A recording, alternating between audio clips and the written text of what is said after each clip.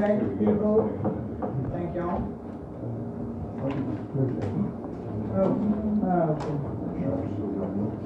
Order. Thanks for appearing.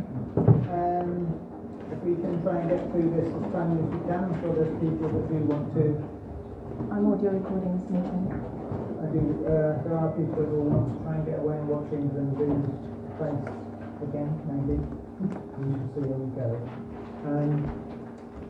Do we receive any apologies for today? No, I haven't received any apologies.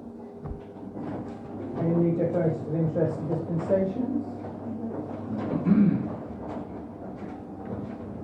We first go through to note the reports from the county and district councillors. Hopefully you would have had an opportunity to go through the report from Mark that was sent on. Try to do things individually, each one. Has anyone got any comment or any questions to give to Mark? Or Mark, did you want to add anything? I think the only thing which is worth commenting on, which I've actually left off my report, I don't know how, is the sort of 13 weeks of the National Grid. What I can tell you, the involvement which I've had is that there has been extensive discussion and negotiation over it. There was originally, they were going to just go rattling straight down the Fossway. Finally they did decide it may be somewhat better for everybody to go down in front of the shops. That said, it can't be ideal for the shopkeepers. But it hopefully will keep the traffic flowing whilst they're doing that section. But there's going to be the initial hold up when by the bridge and getting it past the co-op and behind the trees. It's being done in bite-sized pieces. I've had a number of emails, as you probably imagine, one of which suggested why they didn't run it down the railway line. That's quite a logical thing, but I don't suspect that they're actually laying down fuse wire. I think it's going to be something pretty serious, because the cabling is certainly for the initial 250 odd homes, but I think we all know what the future might give us. So I suspect it's that suggestion, I'm sure they've looked at, but is not something that they, or for that matter, National Rail would be too keen on. So I'm afraid it's going to be yet again grin and bear it, but minimised as much as possible.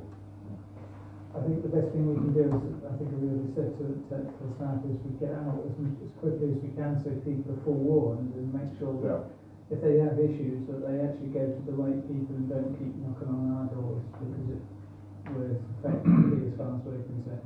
I have asked that there is some proper publicity about it in the run-up, so people are aware. So there will be proper signage outside the town, but in all directions, forewarning people. And if I jump, because Darrell had also put it in his report about that, and he's put some links for communications, and I did note that the Highways England seem to be being the person to contact for the issues, and they would have been responsible for the 429, but not necessarily the slip road, would they? Maybe they've taken over all the responsibility, I don't know. Yeah. It's just a case of making sure that whoever wants to pass comment or complain or voice their opinion, they can you get don't the right need person. it, the office doesn't need it. Okay. And also having the right contact details, which is great. Well, that's what I mean. Spitfire is being used to actually making sure that they do come out and make sure the traffic light phasing is correct as much as we can.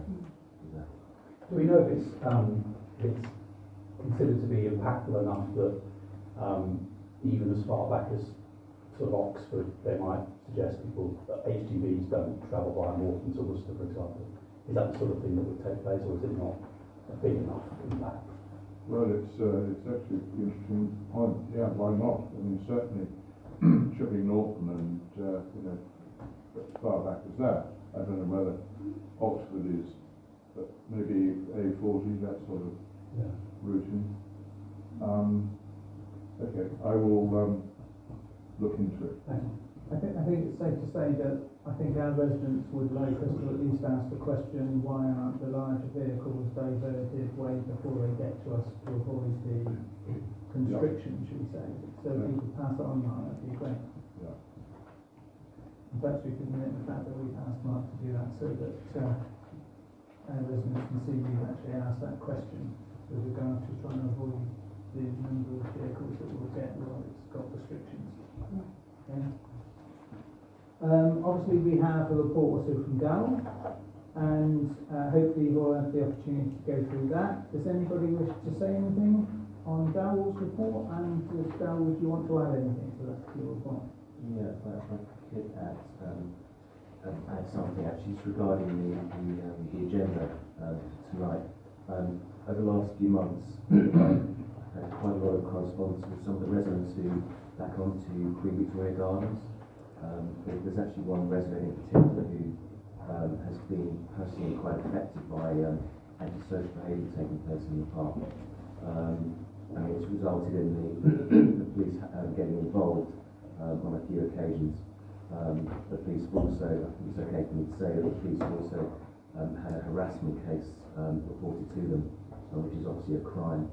So it isn't just going and telling some kids to go home.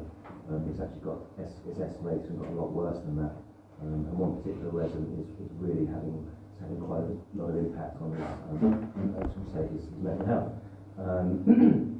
So the police, I suppose the police community officer, they have said that they will be increasing patrols at night. It seems to be this sort of crunch time of 8:30, where if they get there early, just to do a bit of a walk around, the kids will go home, hopefully not come back. There's been a lot of bottle throwing at residents' fences.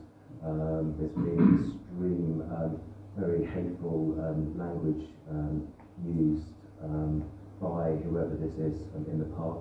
I mean, we're not talking about kids playing, basketball or cricket or whatever, or football in the middle of the afternoon. It's about 1 o'clock, 2 o'clock, 3 o'clock in the morning, and causing somebody a great deal of distress, and some other residents great distress. I just want to say to council, thank you so much for having this on the agenda.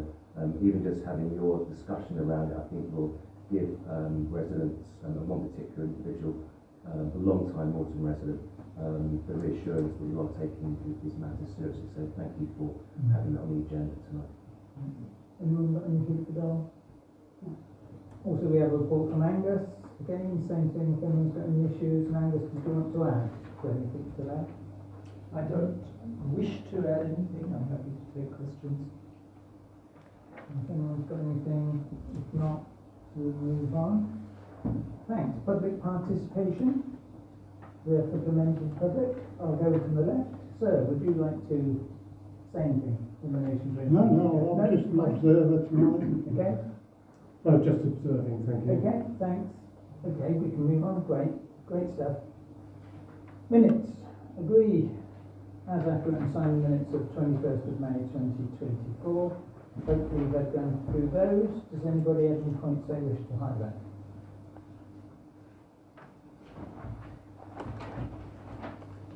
If not, does anyone like to propose those minutes? Yeah, Bob? Recorded vote, please. Anyone wish to second those? I'll second it. Okay, those in favour of those minutes?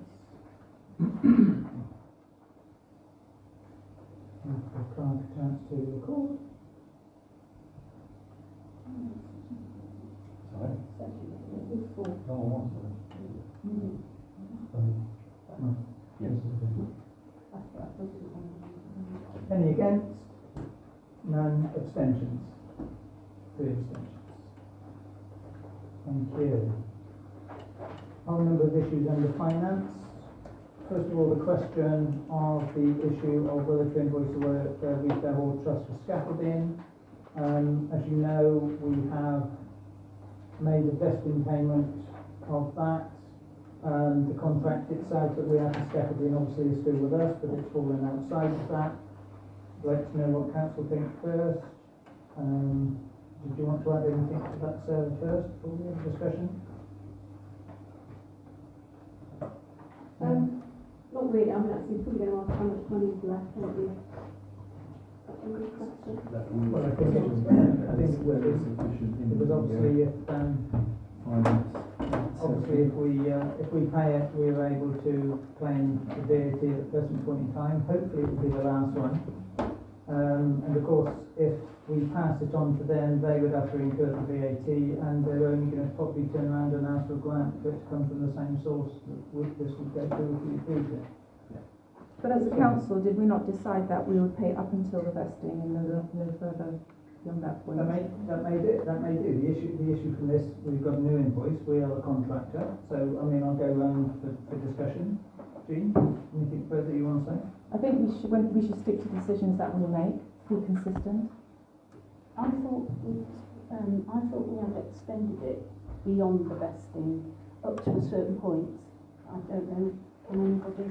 I thought we extended it to about the 14th of June, Yes, on the basis that it was already halfway through a, yes, um, it was through a the monthly period. rolling contract. Yeah, But I haven't been. That was with the view that the netting was going to be low. Yeah, it was. I think that's probably my question, is where are we with the I think they're still due to get it done in a week or so's time. But whatever happens, Yeah, the netting it's is- unlikely to get so another. they have got a new, I can't remember what the new date is now for the netting, but the licence runs out, payment licence runs out on the 10th of July, and the date they've got for the removal of the netting is the week before that.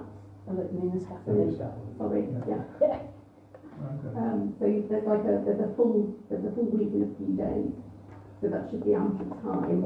Are we As long as it doesn't get pushed back. confident in that, given, I mean, it's been another 2-week delay from the get-go? It's the first time they've actually There's something from the Retail Hall that's on in the public thing saying they're talking about the start on the roof of the 27th of June to put that net in. Which I think will take, it's not a day's job, is it? Yeah, so it doesn't, Pretty it's not a day's job, but it should be that amount of time to license. You've got some fluidity with the licence. There's like a sort of cooling off or some leeway. Not really, so that should be ample. So if I go around first for any discussions, Jean, what do you want to say further? Yeah, what progress has the trust made with regards raising their own funds? I don't have that information. Anything else? Eileen? No, I'm happy because we brought up with my point, which was we'd extended it. I thought we had. Okay. There's a point made earlier that there's an agreement to pay from a date to a date, but there's no suggestion in that was a fixed end date, so I don't see any problem in the suggestion that we pay. Oliver? Yeah, similar vein of thought, seems more cost effective in the long run. Malcolm? Which is the way it was most cost effective, which is what this seems. Well, It would seem the most cost effective way of doing it, paying that back if nothing else, that the council does it, but obviously it does it out of the 63,000 increase that we you're probably down to about 36 or so, no? No, I did say a number a year as a Yeah, I mean it'll be 34 once Yeah. the current May June cost that we've got. Yeah. From what you said earlier, there is a date now which is the The 10th of July for the pavement licence, and the scaffolding is not the 10th of July. Okay, sorry. The scaffolding will come down, so the netting goes up on the 27th of May. So the netting will go up, and then the scaffolding will need to come down. Yes. Yeah. But we don't know the duration of how long the scaffolding needs to stay there while the netting process happens. Yeah, I don't know. It's about a 3-day job. Okay. Right. The netting on the removal of the The scaffold. netting, yeah. Well, scaffolding come down. What's worse then is the scaffolding people are going to be turning up in their own time. I mean, Well, I need to work for a builder. notice. Do we, in terms, this is an invoice, So I need to be telling them now, will you? so this is an invoice since the 13th. When does it go up to, Sarah? Does it go up to the 13th of June? Or is it up to the 24th of June? The scaffolding invoices take us up to, the current ones that we've got take us up to the end of May, I think, and so we would be expecting the June scaffolding invoices to come in about 2,300.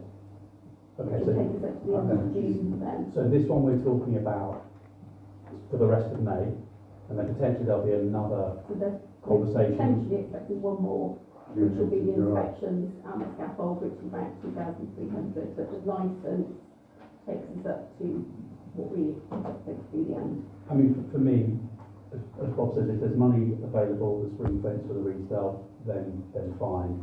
Personally, I'm not that comfortable paying after the 13th of June. Because that I think is what we agreed last time. As I say, main issue with this is if we were to pay it and we are the contractor technically, I mean, if it goes down to the degree that the actual trustees could say, well, actually, we never. Sure. Yeah, of course. Yeah, the trustees could They're take not issues with likely to that. The But, scaffolders wouldn't but mind it would being still be paid. paid out of a lump of money that we actually have put aside, and they would only turn around and make a grant request, and of course the point is they would then lose the ability to reclaim VAT that would cost them more, and in fact they'll ask us for a grant for more, which means we'll end up paying it anyway, out of money, which all just seems a bit daft to me. Unless we don't agree Yeah. with grant, but yes. Yeah. Would anyone like to propose? Can I just ask one more question? For the sake of everyone sitting here, can you please explain what cost effective means? Because this is public money being spent, even if it's back claimed or not, this is still public money. How is it cost effective if this decision keeps being put back? So if we pay it, then we pay the net value. If the resale pay it and then make a request for a grant for them to have paid it, as it were, their request will be for the VAT element inclusive, and therefore the cost to the taxpayer will be the VAT inclusive figure, not the VAT exclusive figure. Would it be coming out of the funds from their end, correct? Because the decision is to invoice. As the point Malcolm made is that we can only expect that they will then make a request for the payment of that through a grant, which we allow them to do, and we would then consider it at some point. But when they make that request, it would be for the VAT inclusive value. And the cost So effectiveness, the cost effectiveness to me is the fact that we've got a current contract, and to have to then break and then renegotiate something might take longer and cost more. So that's where the cost effectiveness to me comes in, the fact that we have a current contract. So we're making the assumption they're going to make a claim for a grant application for this payment, and I'm just wondering if they were to be responsible for the cost of the scaffolding, that would it not give them a sense of urgency to get the project completed, in which case everyone saves money. I mean, arguably, they could just tell them to go and sort off because they haven't got a contract with them. Yeah, we're talking about invoicing them, not When you say not paying for it. Yeah. Because it's sitting with us, as I understand it. It's not. So, They're not claiming it for us. Does anyone want to make a proposal here?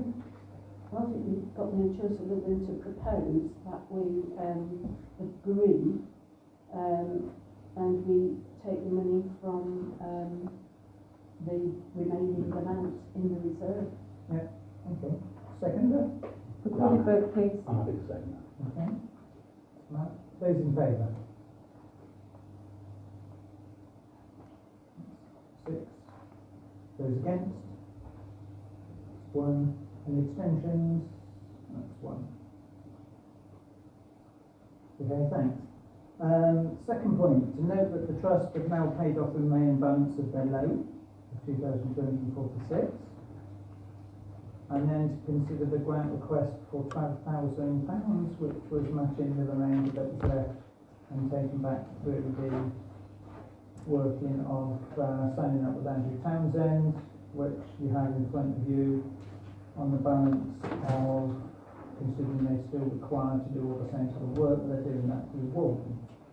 So again, I would go round to any comments, Jean? Yes, the minutes of the 16th of April, we considered this and it's recorded here, item 9.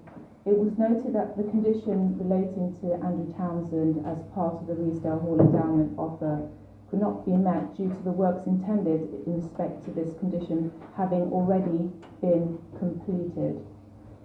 Point B, it is agreed to remove the condition of Andrew Townsend from the related amount of £12,000, and that's a recorded vote. So what I see here is an application for the same amount of money for work that Andrew Townsend, somebody else had already completed. It was in-house that had already completed it. It was the one of the trustees. One of the trustees did Yeah. the work. It was Yes, and that's why we removed the 12,000. So when I don't the think that was the council reason made why that that decision, was done. it was understood by myself that all of that work had been done by Andrew Townsend. Now, a portion of that work had been done by one of the trustees, but not all of it. So they Julia Bennett. Sorry? Julia Bennett. Julia Yeah. Bennett. So, yeah, that was my misunderstanding, hence why they've come back for a grant. What, for the full amount, if some of it already been done? Well, that's up to them. If they think it's now costing £12,000. Well, the issue is that I think they're asking for 12,000 as an assistance towards the fees of 32,300. So is that And 5,850 and other heritage fund fees of 2,225. The work that Julia Bennett did was the pre-application work. That pre-app For the value of 12,000, for the value of 12,000. No, there was no value of that. That was what was deducted, even though that wasn't actually the original vote. The original vote in this council was to give the full 100,000. And then the 12,000 was, the vote was changed because we lost one of our councillors because it was an illegal vote. And then the wording got changed so that the 12,000 was removed and it's been recorded here. I can't hear two people at once. And now this is being Can we listen to the chair? revisited. Do you mind? Just to Sorry. say there was no illegal vote. But you carry on, Jim.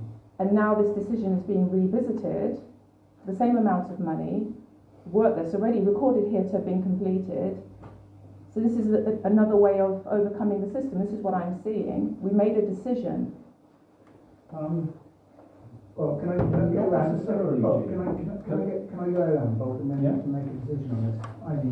I mean, I was just going to listen. I don't have a bother, to be quite honest, because a grant application from the reserve is the same as it would be as we've just done for the scaffolding. So I'm not hung up on who's done what, and when I look at this, I can see that they've incurred more costs than the 12,000, if you like. So that's where I'm at.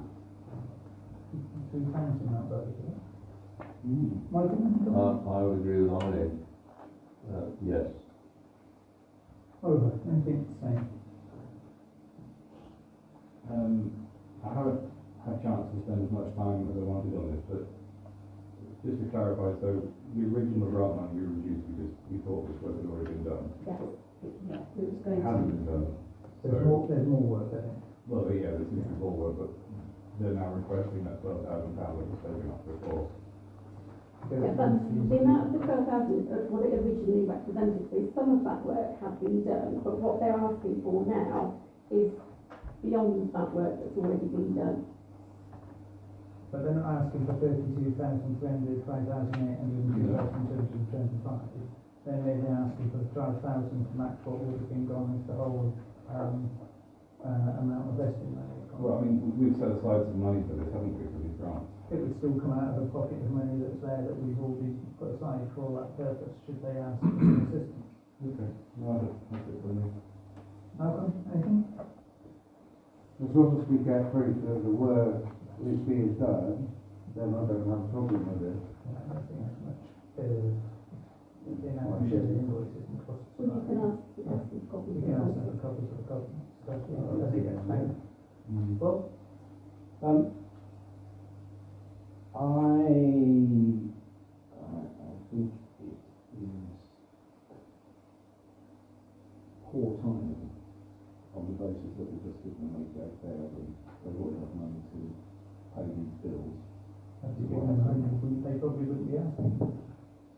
But why would they need it now? Because they've got 32,300 costs, then collector fees of 5,000. And we just give them 88,000. Sorry? And we just give them 88,000. Yeah. And they're asking for an assistance towards that from the reduction. So,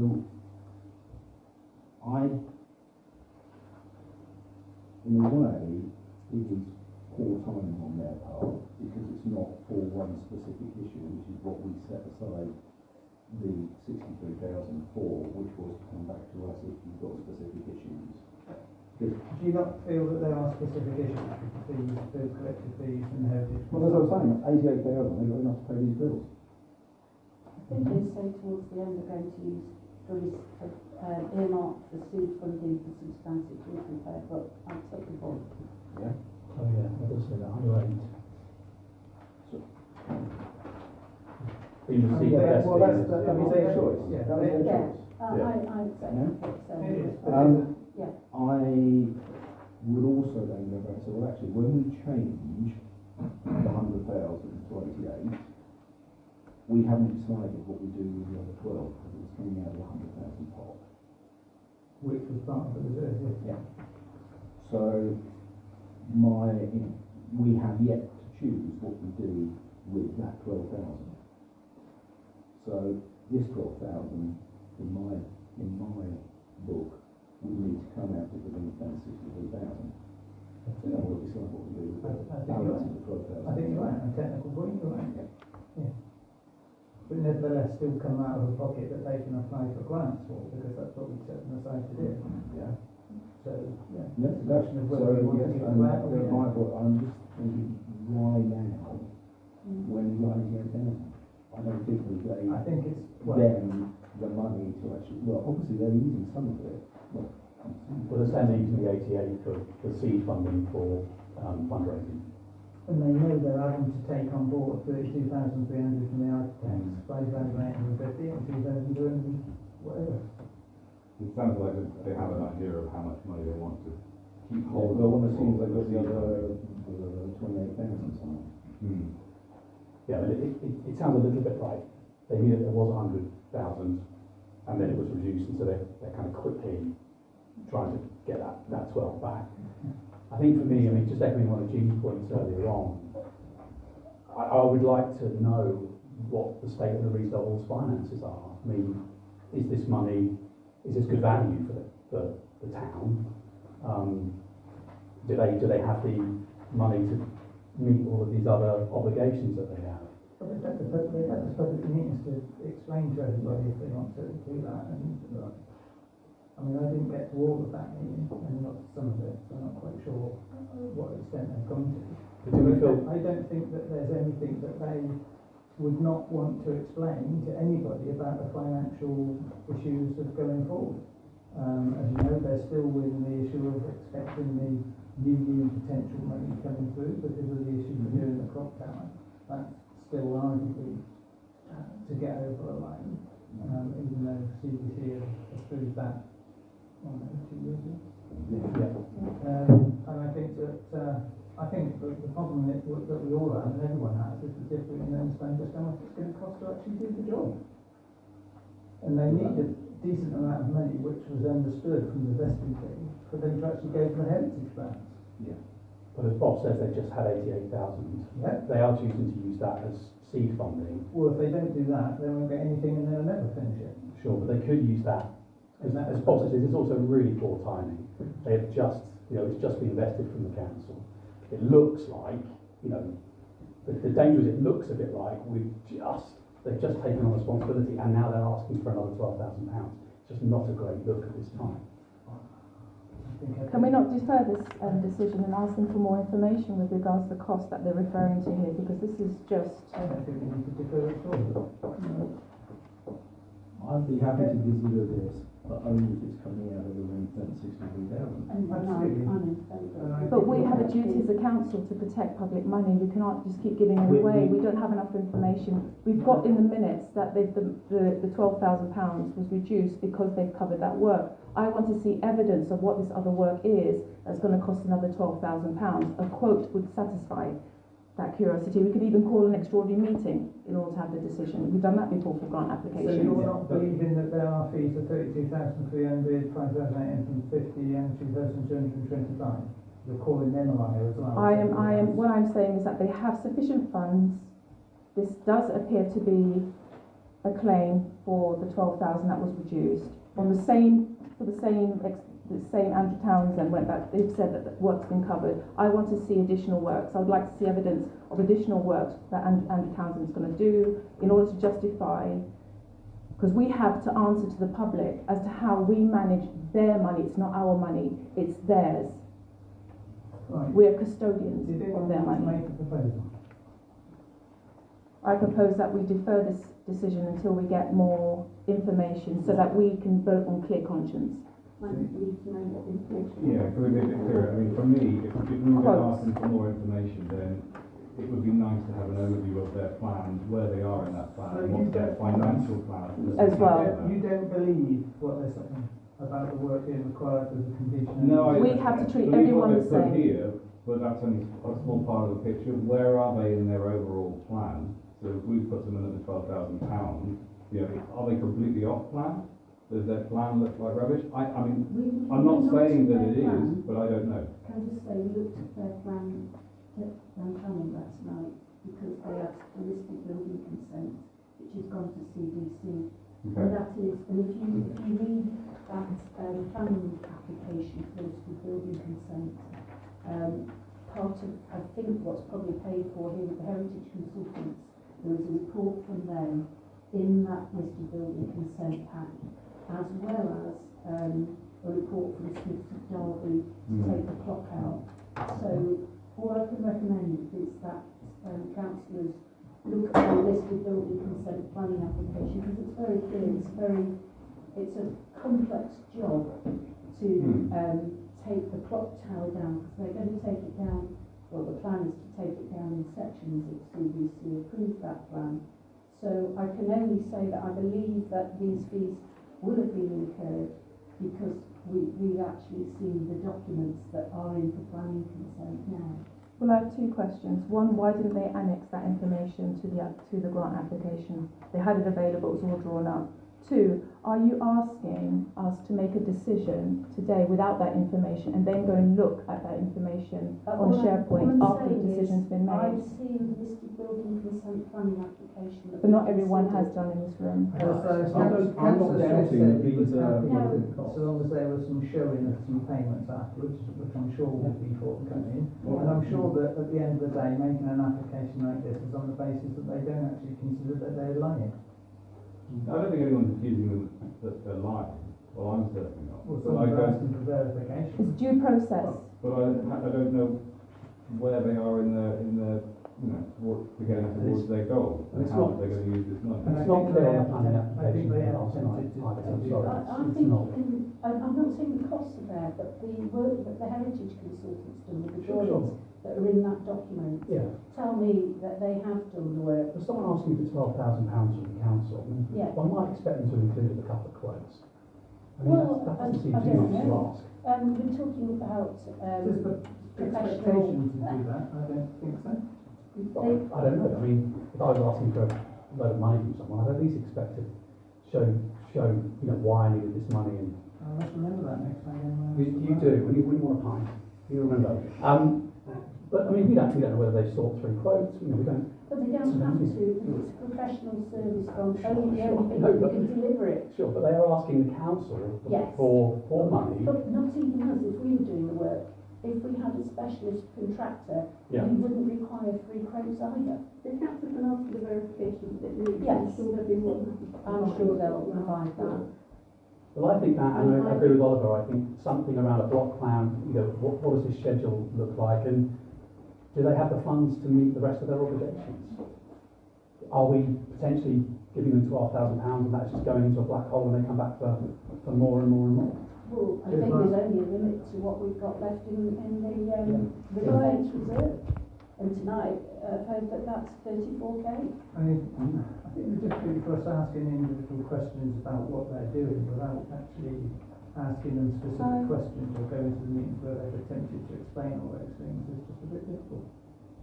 I think that it was their responsibility, if they're asking for money from the council, That's stupid. to come and explain, I think. I don't think it's our job to proactively go to them and find out. We're not asking them for money, they're asking us. Well, what it kind of looks like really is that they're asking for 12 grand because we took 12 grand off of her, and if it's because they can't meet their commitments, then what we're asking them to do is show us why they need this. Well, they've just said about the fees that are there. Yeah, I get that, but they would have had their fees for £100 then done the work or not, so they still would have only had 88 grand. Yeah, but that's why they're asking for assistance to go towards it. I think they need to be a bit clearer. It's the number, the 12 grand, because we took 12 grand off them, they come back and said, bang, give us the 12 grand back. I think I would be looking at asking for.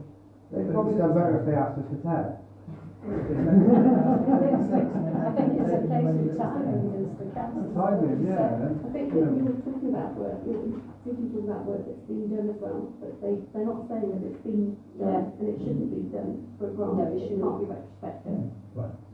So, If it's a case that they need another 12 grand to top up the seed fund that they need, then fine. But Just they'll not only see need it. they'll only need that at the point where they have to show that to. Which might be next week, it might be 6 months. Okay. We don't know. We don't know, do we? Exactly. So they're asking specifically what you had in front of you is asking for 12,000 to go towards these fees. And I think you just decide whether you feel that you want to do it with whatever caveats you wish. And like Bob has said about making sure where the money comes from is fine. You can even have the caveat of ensuring that they give you quotes to cover the actual elements that it's in excess of £12,000. I mean, that can be done. I'd like to see an overview plan of this as well. So do you want to put that as a caveat to giving the money? Put that as a caveat to giving the money? No, I think the due process is that we ask for the information first and base the decision on that information. That's proper procedure. Is there a hint there that you don't trust them?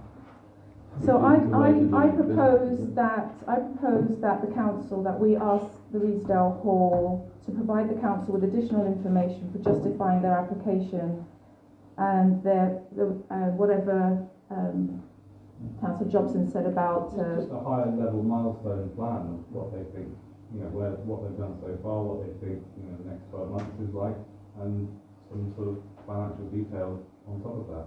Well, I think you don't see the costs of the resources plan. I'd like to see the plan that Councillor Jobson outlined and Justification for the Have cost. you seen that they've put costs in this application? I've got no issue and no trust reason to believe that those figures aren't real. But if we're going to give them more money, we want to make sure that it's going to go to. Where does the cost fit into the plan? We've got to justify our decisions to the public.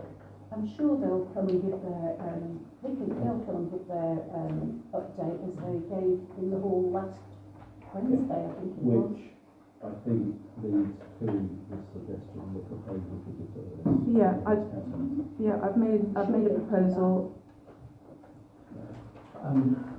Sarah, are you clear on the proposal that Julie's making? Well, Well, Do you no, need to not do really, that? we've got two different proposals Okay. on the table now. I forgot to, what's the second proposal? Sorry. Well, you made a proposal and now Bob's saying let's defer it. I think that's Jean's perspective as well, isn't it, Jean? Defer it, we need the information. Yeah. And then it comes I would to like that. to ask a question. We've just given you 88,000, you can pay these bills, and then further on down the line, there may be a request for more funding for other things. So that's not asking for information, that's an opinion of them using money. So what information do you want to consider this request? I would like the trustees of the Reesdale to come and explain why the request is being made, let's say now, or it'll be in a month's time, for this £12,000 in relation to, we've just given them a Let's come in person rather than providing the document. So you want to do it because they've got the money rather than what it's for, because they're telling you what it's for. And they've got the money. So I don't know why they want more now. Potentially down the line, they might want more. So we're asking two questions. Where's the money going, and what you can, what's the plan? I mean, I get the impression from this is that we gave them 88,000 and they're going to stuck in the bank. Now, if there's a reason why they've done that, No, they've got the 88,000 because we've agreed to have a vesting thing. They should have given them 100,000 once the CIO was set up and they took responsibility for it. So my point is, we've given them the 88,000. They say this is seed funding for the repair of the roof. Does that mean it's just sat in the bank again? What else is it going to be doing at this point in time? Well, my expectation was it was being given to them so that they could run the hall, including their funding activities, and that there would be some money available potentially in the future that they might call on to top things up. So I did not expect it to go, here's 88,000 straight in the bank account and leave it alone. I think we're looking too far into the issue of an understanding that they're asking for a grant to get assistance to get over the line. Yeah, I'm sorry, I would not vote for this grant application at this point. So there's a proposal for a deferral, but we still need to be sure of what information you want to be able to consider. Everything necessary, let them decide. They're making the application. The only information I want to know as to why this is required now is why can't you pay it out of the 88,000 that we've given you already? That's the only question. I've got more questions around, and that underlined word now. Yeah, why now? I'd Right, like so to why see is a it high needed level. now, and you want to see a high I'd like level? to see a high level milestone plan as well, just to give a bit of confidence that it is going in the right direction. And Bob, why is it needed now? Do you want them to come in person and tell you that, or would Well, written communication? written communication would be fine, but we're not going to make a decision on this till a month's time. So, really, if that's all they can do, then I'll be happy with that, to explain why, having given you 88,000, why you now want another 12, because if this came to £100,000 of cost, maybe we'd have to consider it, but I don't think it's viable at the moment. And I want to know why the 12,000, but proof as to what that 12,000 quotes. So you want quotes? So that to justify the expenses that they claim to cover, want to cover. Quotes, you want quotes for the money? The more information you want they can to provide, see the stronger this application is going to be. They want to get it approved by council.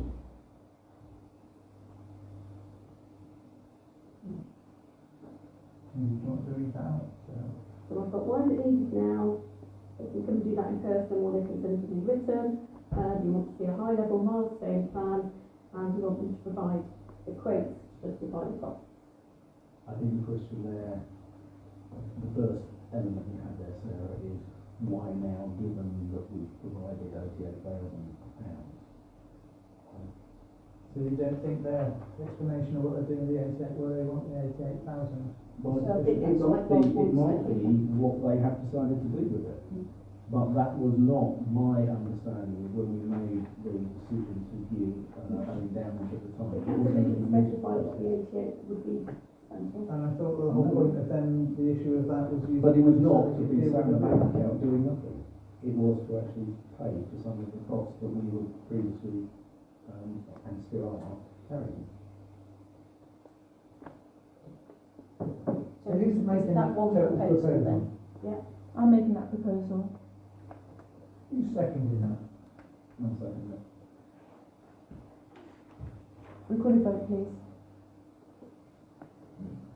Those in favour? Those against? Any abstentions? 2 abstentions. Okay. Note that we have received an invoice for the grass cutting and didn't meet the requirement to complete the ditch cuts due to Moreton being too wet. So would you explain if there's any implications on that? Yeah, I don't know where you go with this really. They haven't offered to give any sort of further reduction, and the fact that they didn't actually complete those ditch cuts, I mean, they couldn't do them. It definitely was too wet, and it wasn't possible for them to do them. They haven't had a good start to for this year, and I've already negotiated some reductions on this year's invoices. We haven't been monthly invoiced, so, but I think, you know, we have had some reductions on last year's, they haven't actually been paid for anything that we did last year. So the invoice of 22-23 is less, a lot less than it would have been anyway. Yeah. Well, it's 23,900, which is more than, if it's 28,681, including that, that's nearly 24,000. I thought they were going to do it at 23. Yeah. Well, why is it 28,691 then? Well, that's on the payment list. Yeah. So they must have been worth 23,900 plus that. 28,681. So they've actually billed you the full amount for 23, 22, 23, is that right? Looks like, just looks like 28,681? Looks like, they built, But there's a credit note that came with it, wasn't there? Right. Well, I don't think we can agree the payment list if it's got 28 grand. 28.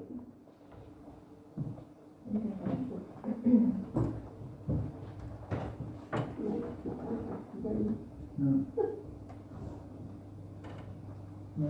What page is it on? on the first page, is First the, page. First page, BE. towards the bottom, fourth from the bottom.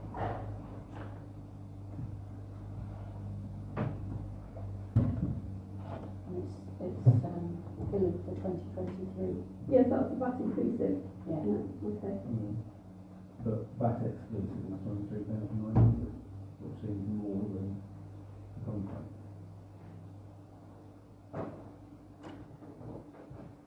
I'm sure it's not off.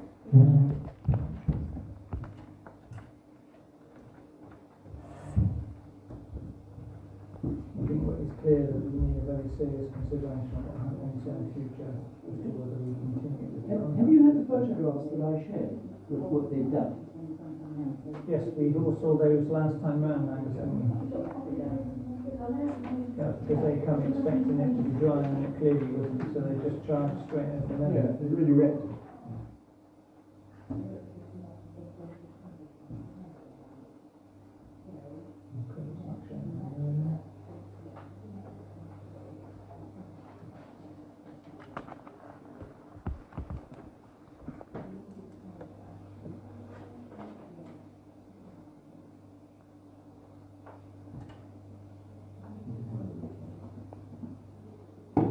Yes. Yeah, we were away at Stoneby and Hellings. Yeah. Lucky that was back first. So we were finished by 4. They actually offered to put up 8 themselves, did they, gentlemanly or not? We won the toss. No, but did they offer to put up only 8 players? Did take luckily. They're top of the league. I was going to say, where is it, where are things? Stoneby is beautiful actually. On my Stoneby Abbey, it's gorgeous. One. Oh, right. We batted. Isn't that a gentlemanly thing to do? What you think? No, it's not gentlemanly game if you think.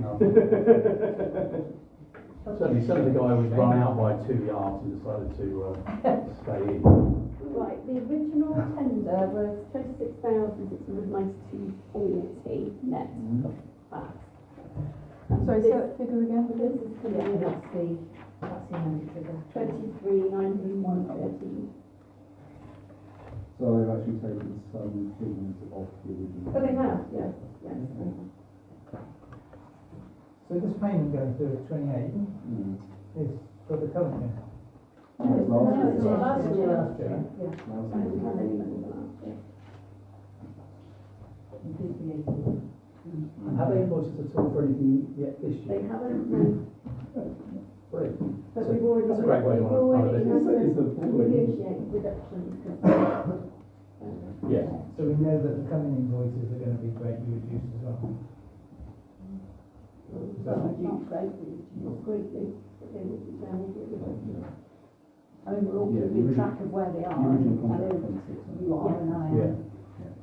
You have a Just keep the suggestion of dates what? when they cut. They did Swan Close twice, they did it one week and then came back with Yeah. the Yes, decent job. they did a lot of repeated work last week. Did they actually come back and do the cutting of the hedge on the other side of the university? They won't cut the hedge. They No, did it in we October. can't do it now.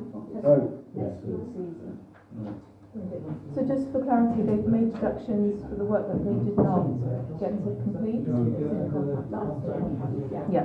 For No, Kane? so you put the contract in tender. Yeah, is that because we can't get that back or some of that back from the county? It's not county hedge, it's your boundary. No, you're talking about the one going down the road. Yeah, side. it's your boundary. It's your hedge, so you pay for it, not Which county. one? Which side? That one or that one? There's a metal fence, which is yours, and then the hedge boundary going down Crossman Avenue is yours, the town council. Down the footpath? The verge isn't, the boundary hedge is. Okay. So are you suggesting that we, Well, Yeah. I'm not going to negotiate any more discounts on this, even if you wanted further discounts, they would take it this year. When did they invoice you for it? Sorry, When did they invoice us for it?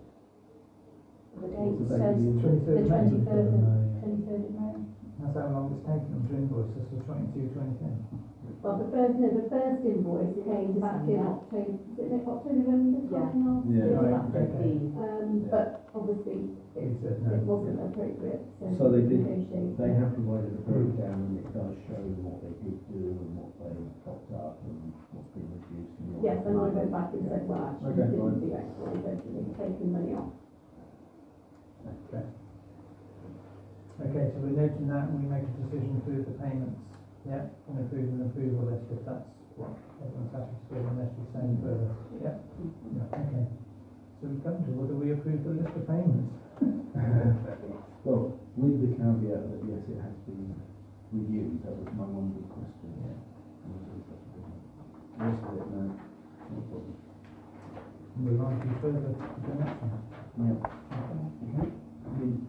Anyone want to propose those? I'll propose them. Bob? Anyone second? Yeah, I'll second that. Any those in favour? Okay, thank you. Income expenditure. I haven't voted. Sorry, anyone against? Anyone abstaining? Yeah, Is there a reason for abstention? I don't have to justify my decision. I know you don't, I'm just, there's enough to stop me from asking. Right, Right. disinclined, I've rehearsed your request. I would like to, sorry, question. Is there a time limit as to when those documents, notice it says Yes, signed? you've got no time. We might have paid it there. Yeah, and what is the time?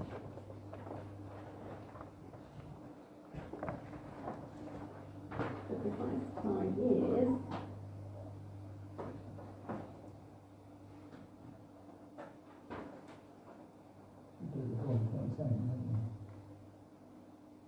Well, so the date that I've got in mind is that we put the notice out on Wednesday and then we start the festival of public lights on the 27th of June. We can't go past the end of June, basically. It has to be very soon, and they won't give an application.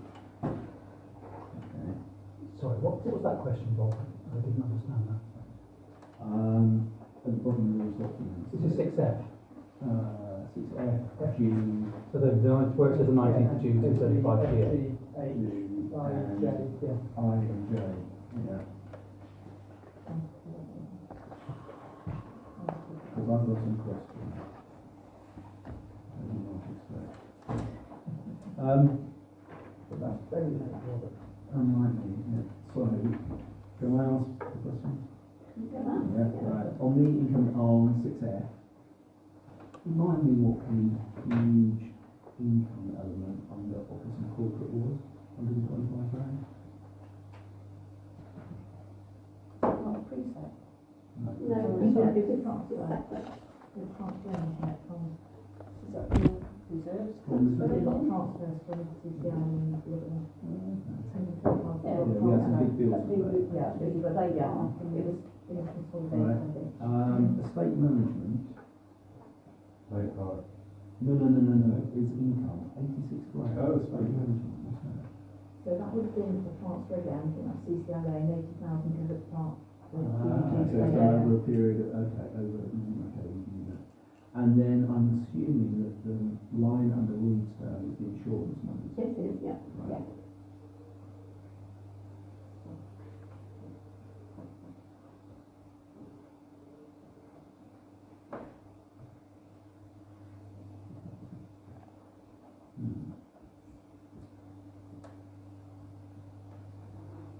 So, keep moving on to the balance sheet on G. Right, can we do that F? Okay. Anyone happy to propose F?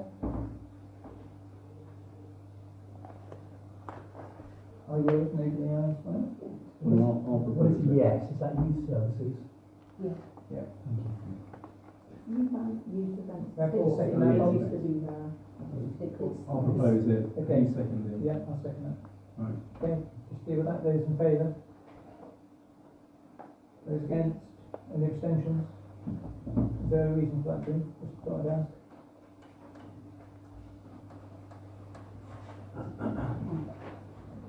Not seeing that.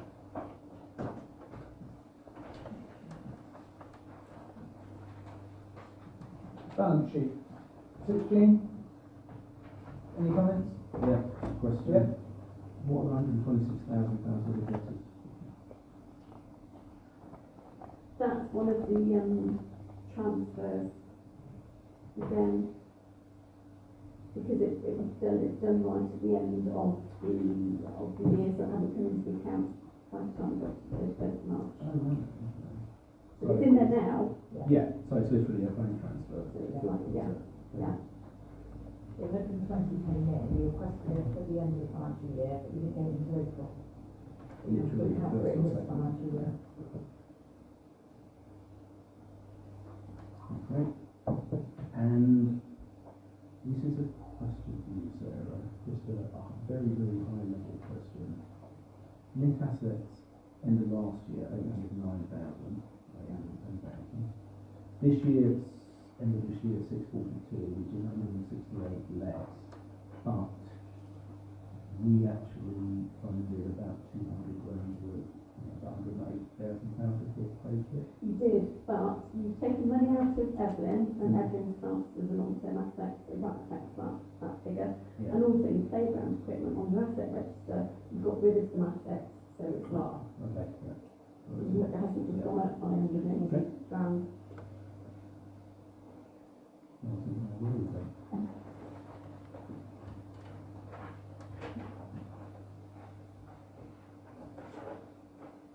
Anything else?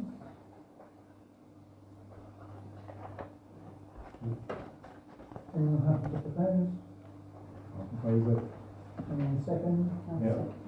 We've got there before. And those in favour? Any against? Any abstentions? Any particular reason, Jim? Did you miss, is there any information that you require? No? No. H, note the internal audit report 23-24. And subsequently, the annual governance statement, where we need to make sure that we are happy. Can I ask you a question on the annual internal audit report? Is there a reason for the reduction? Yeah, it's a signature. Who is it that does that? It's appointed for us through GAPTA. No, you didn't redact it all. Well, it's just I an thought the example. name, I thought the name would be available. We even if- redacted. Yeah, but is there a reason why an auditor wouldn't come in, look at a set of financial accounts and we have the scribble of the auditor and the name of the auditor on it? I'm just wondering why the public Whoever organisation. redacts it decides that they're going to redact it and if they think it's more permanent. I can understand the signature bit, but not necessarily the Yeah. name. We have to make a decision whether we do it or not. And I the think decision was made to redact it. Yeah, I'm Bob, I'd like to know who carried out the e-tender. I It's think other it's people, the same one that, Yeah. so the internal audit report that you reviewed early on in the year Yeah. is Dowie, I think the Yeah. name was. That's the same person that's, yeah, so I'm sure if we put Elizabeth Dowie or whatever her name is here in capital letters, it legally is. well, she's filled this in, not us. Yeah, but she didn't do the Now, she's a redaction. redacted. No, she hasn't. Yeah. But if we had her name there, at least people could then see who she was. Yeah, and where she yeah, I was. don't have an issue with So putting I her would- name, but I don't think she would have a problem with having a name on it. Right. But I So- can double check that with her and make sure. If not, I would- if I not, would at least propose see where that we- she comes from. The organisation. Organisation, Yeah. yes. I think organisation would be more appropriate than. Well, you could put her name and the organisation. Well, I will ask her and check. Yeah. So we can still note it, but if it goes on the door, it'll go, if she wants it, with her name on. Yes, I Yeah, think it would be but helpful to know that. Yeah, Yeah. I understand the signature bit, if you don't know. Identity. seems good. Okay. So, Right. So we're noting that. Moving on to 6A, we need to be happy that we complete this form and then sign it off. Hopefully under the balance that we have a good audit, etc., and that is to be yes in each step. Hopefully you've had a look through this. I see no reason that we should be putting anything other than yes all the way through. And perhaps not critical at the end, in mind. I've got a question about four. Yeah. Have we? Yes? Yes. And that's what we're doing, is to get it over the line, Yes, because we you need have. to then And the discuss internal the auditor date. would pick that up. Yeah, We would have had a note. Yeah. Okay. But certainly, and as you can see, K, we need to have a date for this year if we want to do that. Yeah? Yeah. So are you happy that we put yes and myself and the clerk sign those? Yep. Who's proposing that? I'll propose that. Second? Yeah, all of that? Okay, all those in favour? Any against, any abstentions? Yeah, I'm just going to abstain because I didn't realise that's what this was, so apologies, I haven't had a chance to look at it properly, so just Just abstain. to clarify, number 9 is not applicable. Yeah, no, yes, I said, yeah, no, it's not applicable. So you're happy with that and I'll do that afterwards, fine? Yeah? So this gets stuck on the door at the council office with the internal one. Gotcha. And, J, again, approve the annual accounting statement. So this has actually been signed already. That's already. The This has redacted. gone through by the accountants, Yeah. when they do that, yeah? Remind me, is total Hang borrowing? on a minute. This is the one, this is the one I emailed out. yeah. The total borrowing is 910. Yeah. We're confusing advice from the external auditor as to how we should be filling this in. I have fed back some feedback on updating their advice because they said that I should be using the year-end column from the Public Works Lane Board spreadsheet, but it's not actually the year-end column, it's the outstanding balance column that we should be using, which is what we've used previously. I thought maybe they'd change the advice for this year. So hence, the one you've got in front of you says 409,178. The actual figure is 512,000, which is taken from the Public Works Lane Board. Well, both figures are taken from the Public Works Lane So Board. which one, so this one's been signed, it So, says yeah, 409. this is the correct one, which I emailed round to you on Friday. All the figures are the same, apart from 910, so I don't know if you want to pass that round. and Okay, check. so this Yeah. pack was done before. Yeah. Okay, that's Question fine. on that. Yeah. And it was 512. 512. I was going to ask, how did we pay down 120 grand in a Yeah. year? Yeah. If only. Right. So, with that amendment from the basic papers, because we've only Yes, amended. the update, so that. Yeah. So we give it the happy number, to- Sarah? It's 512. Exactly 512. Exactly. Yes, exactly, yeah. Okay. So, someone else propose that? Yes, I'll propose that. And second? Well, I'm going to need you to check the transposing figures. We need to make a reference if we've done that somewhere, basically agreed that we would do that after our, it doesn't have to be done now, but it does need to be done before I send it off to the auditor before the end of this week. But those in favour of me signing that? Any against? Any abstentions? Chair, may I ask a question? As we're considering finances and audits, has the auditor for the Reedsdale Hall investigation, the internal audit that we decided as a council, has that been initiated yet? Have they been given the instructions to commence? Yes, it's absolutely. Thank you. Okay, note the claims from David exercise of public rights. Now we've signed those and gone through it, and you're recommending the 26th.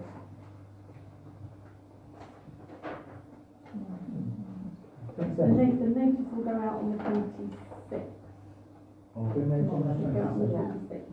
But I reserve the right to change the date if I need to up until the end of June, and I will notify you if it does change. So what does that involve, or entail? So that involves, the actual notice is just a document that will go up on the notice board, on the website, on the door, just to notify people that they can come and inspect the accounts for a period of time. So it gives the date when you can do that. Where does it go on the website? It goes under the finance pages, although the advice from this year actually indicates that we should put it somewhere more obvious. So It should probably be a newspaper. I'm thinking that will go as a newspaper, because people that have signed up to get the automatic feed will receive it. So we'll put it where we normally do, but I'll also put it as a news item. But if you come in, all the big sort of folders on the desks, and you can look through the folders and everything else. Right, we can move on. Item 7, paper to amend and update the code of conduct. I'll ask Eileen to I'll take point to that. I noticed Jean had asked a question, and I went back and had a look at the code of conduct and Jean's question, and realised, I don't know why, but there was a bit that used to be above the Annex A or the Appendix A in our documents. And if you want it put in, I've specified what it is, and I've given an example of where it features in the code in yellow, I think. Yeah, it's in there. And so it's up to you to decide whether you want it in or out.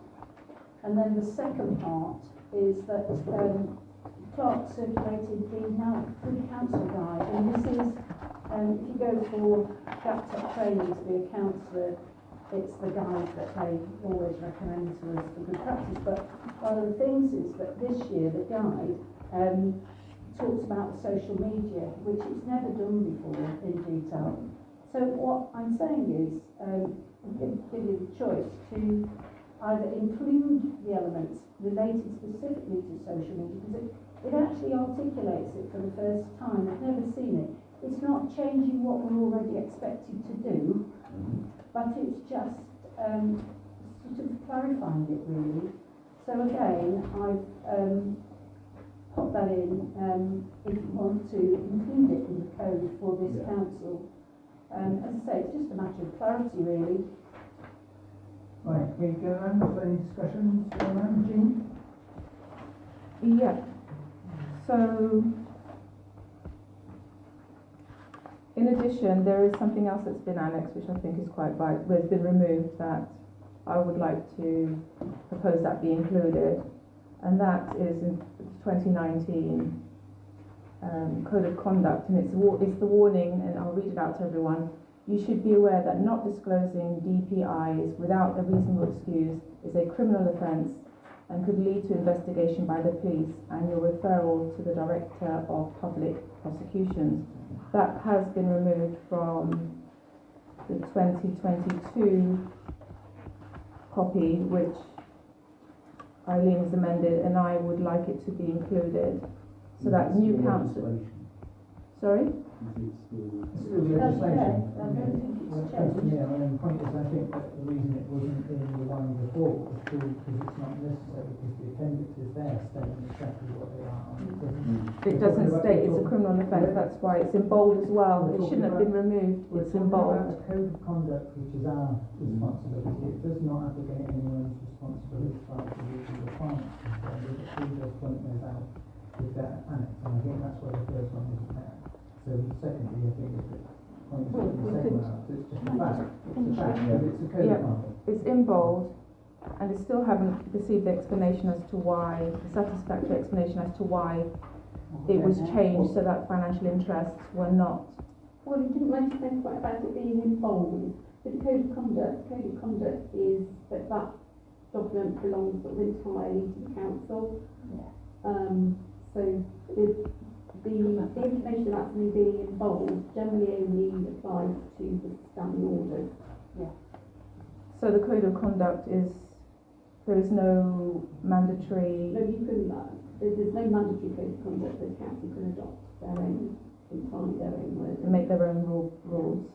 I thought But it so. doesn't stop But it the doesn't Well, take not away within the legal law. They can't do anything requirements. that That's the breaks. whole They point. can't do anything that breaks the law. That's. And that's Yeah, why I'll you agree make- with you, but that's not the case. But What's not the if case, Jean Jean? wants to What's propose, not the case? What is not the case?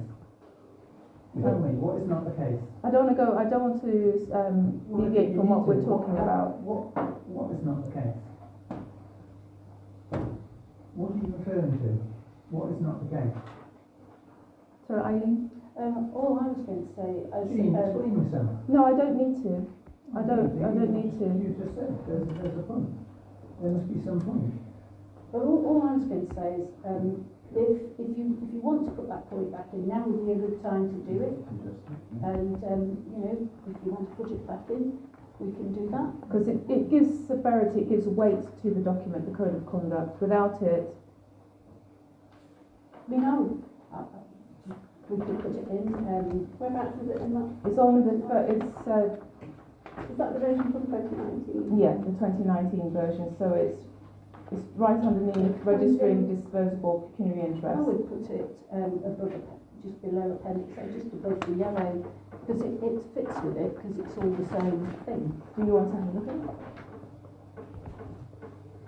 So appendix A, Yeah, I would just put it in it, but below it, and then it would be you in. should be aware that, put it in Yeah. underneath where it says, and the member is aware that the person has the interest. Yeah, You want it inserted there. wherever Is that what you're happy with it going? Oh, there? sorry, I thought you were talking to Eileen. Well, I'm sort of talking to everybody and anybody with. So I'm suggesting that if it goes back in underneath. or it can go above it. Yeah, I don't mind, as long as it goes in that How section. about at the first page, under the introduction, let it be in bold, possibly even in a different colour font, just so that the first people read the first page. I don't know, But it's relating to this. to the. So that's the thing, it's related to this. Disclosure. Oh, okay. So it's specific. So Yeah. do as the template. Well, Put it keep either the above structure or then. below, yeah. I've got one question. Yep. The phrase office, legally, does that include trustee? Sorry, under subject employment, office, trade, professional, vocation. I don't think so. I think it's a separate issue about trustees. I'm not sure. Sorry, but what didn't we do? Sorry, so under the disclosure, human interest, Yeah. first line on employment, etc., there's no, the trustees are not identified as being in there. So one of those, It's an interesting point that you highlight there. Do you think that the removal of this was done on purpose, Jim? That it happened to not be in the last one that was gone through a couple of times to review? The evidence does give me reason to suspect. In the interest Evidence, of openness, what what evidence? evidence is there, Jean? What evidence? We are About? we are talking about amending the code of conduct so that it is clear let's progress with that. Thank you. The code of Well, conduct under the 7 principles of public life of self-business, integrity, objectivity, accountability, openness, honesty and leadership, it would be interesting to understand a bit more about this evidence. What are you referring to, Jean? I disincline to acquiesce to your request. You're not following the 7 principles of public life though, with the openness and honesty bit. No, I'm entitled to my view, So you and I'm think, entitled you think to the contribute council, also It's only to... your view, there is no evidence. so you think the council No, there is actually evidence. deliberately Well, removed something for Yeah. But that's not what we're purpose? discussing. We're discussing amending the code of conduct. Sarah, can I just check the piece of text that Jean would like added back in? Yeah, I'm looking at the 2019 yeah. code of conduct. Where is it? So in part 2, there's no page number, but it's actually the very first, I don't know, no, it's the second page. Registering and declaring interest. Yeah, so go to just over halfway down that page, in bold, before it says. You should be aware. Yeah, you should be aware, that's it. So I see, And all the appendices, That back are in. what, in effect, are the application of the law. So where it says that you must deal with everything that falls within the appendices only is already in there. It does tell you must do that. Yeah. Because that's the law. Yeah. So it's a code of conduct for us to behave correctly in all number of things, but obviously it also points out that what you should do in the code of conduct is meet all the dates and do the things that are applicable within appendix A and B. Yeah. So that's meeting the law anyway. So you don't need all this other additional stuff. And I think that the chances are it came out, 2 or 3 years ago, probably because it doesn't need it, because it actually says that you must meet all of these appendices which are readed out of the legislation anyway. So you're just repeating yourself. There's no point. You still have to meet the same thing. It doesn't abrogate your responsibilities under law, etc., etc., etc. So it doesn't actually need to be in. If you want to put it in, you can put it in, but it doesn't really make any difference. I mean, if it doesn't make a difference. Although I'm just concerned that we've got a member that seems to think that 2 years ago this happens to have been dropped on purpose because of some evidence, and I don't understand what that is. Yeah. Okay. There's an England game starting in 11 minutes as well. So that's the choice. I mean, you know, I suggest we put things back in if we think they're missing, and take the opportunity and say to it's the first time I've ever seen anything that really spells it out. So presumably the good councillor guide needed to felt the need to include it in it. So, Jean, can I just go through, is there anything else that you want to say about adding it? You're making a suggested amended proposal, but we can go through on those things. Michael, Eileen, do you want to say Yeah, anything else? I'm happy with any suggested amendment that people feel they need to make. Michael? No, I'm happy with it as suggested. Yeah, the social media stuff's great. Yeah. What? Yeah, I'm happy with it, as it is, although just for completeness, I'm surprised that trustee is not in there. It's one of those subject matter of those issues. I think it doesn't change the fact of anyone who's receiving any income. That it's an income issue. It's Yes. an income issue. Yeah, receiving financial gain. Well, we can add it. Just one extra word. So that changes the legislation words. And I Oh, sorry, these are. Is that Yes, This is- yes. Yeah, Yeah. this is Yeah. what the monitoring Yeah. officer Yeah. would get me to. Yeah, it isn't. And just to be clear, I think it is clear that if there was a trustee that was actually receiving financial gain, then you should be declaring that issue as a pecuniary interest. Yeah. If you don't receive any income, you wouldn't be declaring that as a pecuniary interest. Yeah, correct. So Yeah, can that's the I way it is. propose this then with the amendments as we've discussed? Yeah, well, my piece is, like I say, I think it's unfortunate Jean seems to think there's some conspiracy to have made any changes. It's not necessarily because, as they say, it doesn't abrogate anyone's responsibility for meeting all the legal requirements, but if you want to put that in, I'm quite happy. Seconded. Okay, Thank you. so we're happy with all that, plus the addition of those wordings? Yeah. Yeah? Yeah. So we've got Eileen and Recorded Oliver. vote, please. So the proposal is Oliver. adopt this with the addition of. Yes, Just the highlighted points. Highlighted that you bit needs to need be to- very nice. Yeah. Oliver seconded it. Yeah. Okay, those in favour? That's unanimous.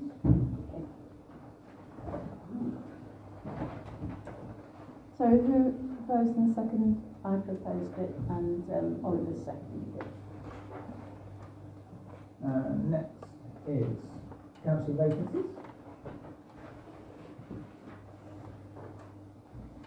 Decide whether there's any additional requirements for the cooperative council person spec that we've had. I would suspect that since we had that quite recently, I'm assuming there was any additions on that point. No. Agree a date for co-option. Could I just check, tell me if this is not appropriate, given that Scott is no longer a councillor, can we do both at the same time? No, because you've got to go through the process with CDC, doing the advertising. You have to delay this one. For how long? Well, until they go through the. When election is called, then you have to go through all that. Okay. Has Scott officially set date then, has he? No. So he's not been here for 6 months. As C says, actually, just to note that he hasn't appeared for anything for 6 months, therefore he immediately falls by the wayside. Okay. So we have to tell the CDC that there is somebody that's done that. They then have to put this out as an advert, and you get this call, does anybody want an election, and cost us loads of money, it's a waste of time. And then you can go for the co-option and go through it, but you can't do that. So if you wanted to wait for this one to go there, you would take a lot longer to get 2 people rather than doing one. We've got 2 free seats now. Yeah. Yeah. I suppose I just feel that if we've got a group of candidates and we think 2 are great, we've got to essentially say to someone, you weren't the person we like the most, but we'd like you to come back and. Yeah. As far as There'll be another bus coming along. As far as that. All right. No. Not yet. He's living in Chipping North now, that's just, I don't know how that affects it, but. No, I'm sorry, it's none of my business, really, where he lives. No, it doesn't affect anything. So, we need to get a date for arranging co-option. I suggested obviously within the date of co-option go through the normal process which is agreed within a policy. We put a call out for people, give them the time to come back and give some paper, then we set a date where we will interview them, they can give their piece, and then we can make a vote and decision. We don't want to do it before September. Then we can do both. Next meeting. Then we can do both. We could do both. If it's September, we can surely do both. Well, we may be able to, but we won't know that. We won't know that until CPC have gone through their mission. We don't have a meeting in Forever. Sorry? It's democracy. We don't have an organization. I'm going to be living in a democracy in 6 months' time. People don't understand what democracy means. Okay, good. What do we need to? We need to agree a date. So this is the date for when the individuals will come and we will have a chat with them. Yeah. Yes. So when's the September meeting? It's not till late September, is it? Can we not do the end of August? We haven't got a meeting. Let's not do it then. If we only have 1 month that we don't hold a meeting, or Christmas. You're not going to you normally squeeze it in. But it's entirely, yeah. Or we could, so it's entirely up to you. You could? You can make a decision to do that if you so wish. If you think you can get everybody to say You yeah. need to make Or sure the people majority? have time to, give the people enough time to Got get it time on the from now until beginning of September, haven't they? We'll do something at the beginning of September. Because I think there's the danger if we try and do a co-option in August, it knocks people away. When is their September date? 24. Because that is very late, Yeah. isn't it? Yeah. Thank you. Thanks, Can I Nick. have a Cheers, good evening. meeting, I don't know, earlier. In time for the road work. Oh. That'll be a busy one. Monday the night. Monday the night? Did somebody say Monday the night? I'm in Amsterdam. Well, this is complete arbitrary choice, entirely up to your good selves to decide to fit in another meeting specifically for that purpose if you want to make it. Now I've decided I don't want one, because I'm not here. Well, it doesn't have to be on the same. What about the 7th of September? It's a Saturday. Oh, it is, isn't it? Yeah. On your own. Oh, yeah. Thursday or Friday, 5th or 6th. Third? Is that more a show? I'll be in Yorkshire. Yeah. I'll be in York. Tuesday. I'll be in Stockholm. Where are they? Well, in the absence of any suggested date that people think is suitable, I think we make sure that it is at least at the 24th. Yeah. And if possible, we wait and see if hopefully the CDC pull their finger out and do the stuff, in which case it may be able to do both. And I think if the notice that goes out for call explains that, would that be suitable, appropriate? That there at the moment, No, there is you can't interfere with the CDC. No, but you can tell people that CDC will have to put a notice out, and there is a possibility that that process may be completed, in which case there may be. I'm just saying, you can do that. You can explain to them what CDC did, if you want to.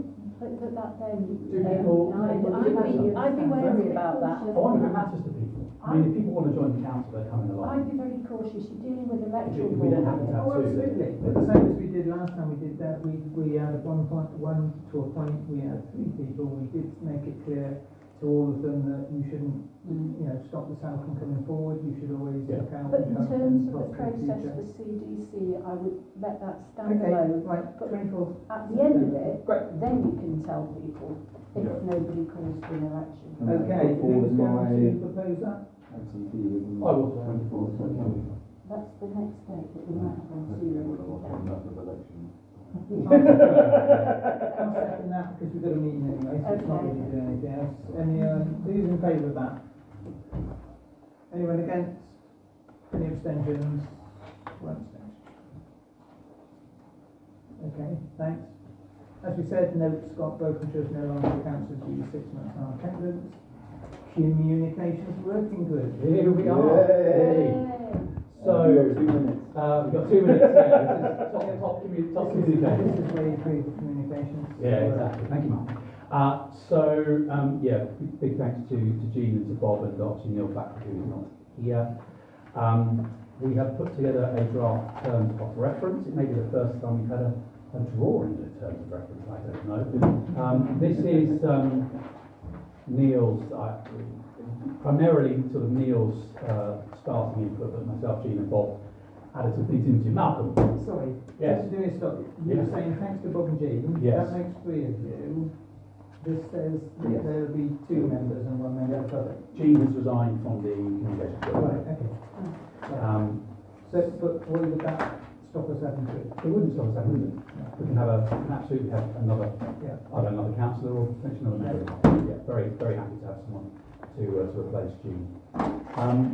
So in terms of the terms of reference, what we are setting out to do, it may be more useful to look at the text at the bottom, is to identify a core message to be approved by full council, which kind of is the guiding principle for all communication. So this is what the council would love, really, that people of Moreton, says the audiences, and I'll talk about that in a second, to know, to think, and to feel. Neil gave a good example of sort of GWR. For example, their core message might be moving people punctually and safely around their Great Western Railway area. So that might be their core message. Ours might be about Moreton being a great place to live and work and visit, for example. This would be something we would come back to full council then with some options on. And that core message then sort of sits as the bedrock, if you like, for everything else that we do in terms of how we communicate with people.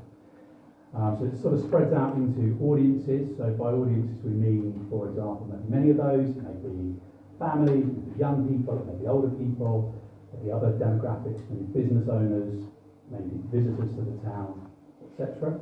So the job of the communications working group would be to identify those audiences and then think about what messages might work for those audiences, what might them feel part of the town, what might them feel that they want to contribute to the various aspects of making it a great place to live. And then we think about the methods, which may include, we've got a few of them on the next document, meetings, it might include social media things, it might include leaflets through doors, that's to be kind of thought about. And then to deliver a programme which has got timelines and different messages and methodology. So those are our draft terms of reference to be approved. We don't yet have, we haven't decided on any of those aspects yet. The job for us would be to come back to council and say, this is what we've identified to fill in these spaces on this document. Okay, so basically the initial things is just your initial thoughts really at this point in time, so it's a working document. Just really, then can we have any concerns or comments on the terms of reference? Jean? No, no comment. Irene? I know our core message for the high street work is about accessibility and safety. And Right. so that is one that's already sort of set, if you like. Right. So yeah, I've got no problem with that. Is there something missing off the terms of reference that would be on all our terms of reference? So, you know, where you've got a working group and all sorts you of things and know, whatnot. either standing orders. Yes, no, I'm talking about the bits on about standing orders and other bits. No, this is a working group. The working group don't have all. Right, that's fine then. Yeah, that's good. The working group. Michael, anything? Just on the terms of reference, we just talk about the terms of reference. They include Yeah. just fine Sounds good. aim of Yeah. communication with a statement format. Ollie, anything? The only thing I could consider is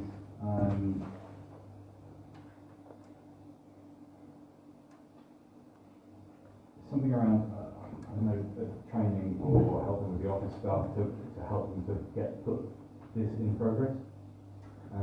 Great. I think that may well sit in the programme piece, but it's a Yeah, true. Well, I was It's a going good to mention training in terms of the councillors working on the group actually, because there's training provided for redacted, but it's breakthrough communications using training. Okay. And it's all to do with communications and how that works with social media and that sort of thing. Great. I've done the course previously in Worcestershire. That sounds Okay. quite a good starting point for the members on the group. I think. Yeah, sounds like really useful. You can let us know on that. So. Now, is that something that would? Well, this was slightly different. I've actually done that training program last year, and this is a lot in terms of you have to go through these processes and work out what they're going to do. You did the breakthrough communications training last year? No, it was a social media, so it was newsletters. Social media. They're obviously crossed over with some of the Yeah. things we're talking about. So we did follow quite a lot of that, not necessarily meaningfully, but sorry, Purposefully. on purpose, but it fits that. Are you saying that if we set it up, you wouldn't want to go over to that one as well? Oh, no, I think the more the merrier. Oh, yeah, that's what I think. But in terms of, have we missed something by not having had the training already, I don't think we necessarily have. Just so I'm clear, would that need to go on the terms of reference, or is that just something useful that we should consider? You should consider I that think fine. it's Yeah, well, you put it in under the finances that the council Okay, great. training. Malcolm, anything? It all looks pretty straightforward to me. Anything else, Bob? The only thing I would say is that just because there's been a resignation, you still ought to keep it as 3 councillors. And if you're going to include then a member of the public who happens to be Neil, which is, well, I have no issue with that. So I think the terms of reference still should be 3. Okay. 3 councillors, even if there's a vacancy at the current point in time. And what I would say at this point in time is there anyone that would like to go on it to fill that space? Yeah. And then I really do think that quorums, because of making sure that you have the risk of 2 people, to make sure that your quorum is 3, to make sure that you get the people to do it. That's the only thing I would say. Yeah. That's much. And if that was amended, the only question is there anyone that would like to go on the communications working group? You say you change 1 to 3? Yeah. And the number of members.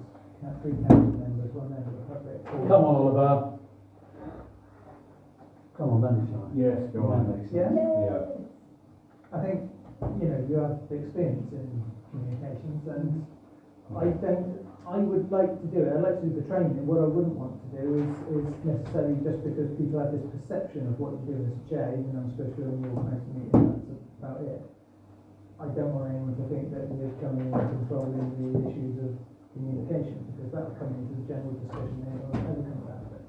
So if you would, I think that would be great. Okay. Yeah? Okay? Yep. I think we need to approve Oliver to go into that and the amended terms of reference with 3 and 3. I'm happy to propose that as amended with Oliver and And I'll secondly. second you on Right, Irene, okay, those in favour? Yeah. That's unanimous. That's brilliant. I'm pleased about that. Did you want to talk about any of these initial recommendations, or do you want to just simply put it off till next time round and whatever then in line time facts up to you? Yeah, thank you, Malcolm. Slightly leading.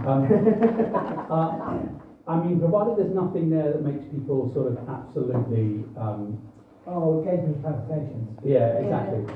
Then, go I was going to say, I think if, and hopefully everybody's read it, the bit that probably requires the most urgent consideration is point 1. on. Yeah, definitely. Yeah. I If think we're it'll be going to do that, we'll need to start putting things together. yeah, something probably for an initial September, I think, quarterly forum. I think that's probably the biggest one. We can go away and complete that wheel. We can start thinking about the actual graphics we would use for some of these other pieces. But it would be great pretty soon to get a quarterly forum in the Okay, diary. the only issue with that, of course, is that at the moment you didn't want to have an extra meeting on Saturday. Just saying, just now. Nobody wanted to have a Saturday. Yeah. Well, okay. Oh yeah, sorry, yeah. Yeah. No. And then the fact that it's difficult to get people to come and do the quarterly financial checks and volunteers to everything else. The difficulty then comes is establishing 2 councillors to turn up for these forums, knowing of course that they have sufficient ability to then pass over what the councillors agreed as a whole to show that line, and you may have a difficulty in finding 2 councillors available at times to do it. As I said before, and I did say at the public meeting, I don't have an issue with some form of surgery for people to try and bring things forward as issues. No problem with that at all. In principle, it's just a question of how we do it, and I would worry about not so much about the fact of adding them, but how you're trying to identify what you think of those things, because I think in general that would come as a question that people would come to, as opposed to communication is one thing, but having which is a why. form of surgery is a different issue. Yeah, and I appreciate that. We'll take the question. Just as a thought, should there be a physical barrier with regards, as in councillors attending for a Saturday?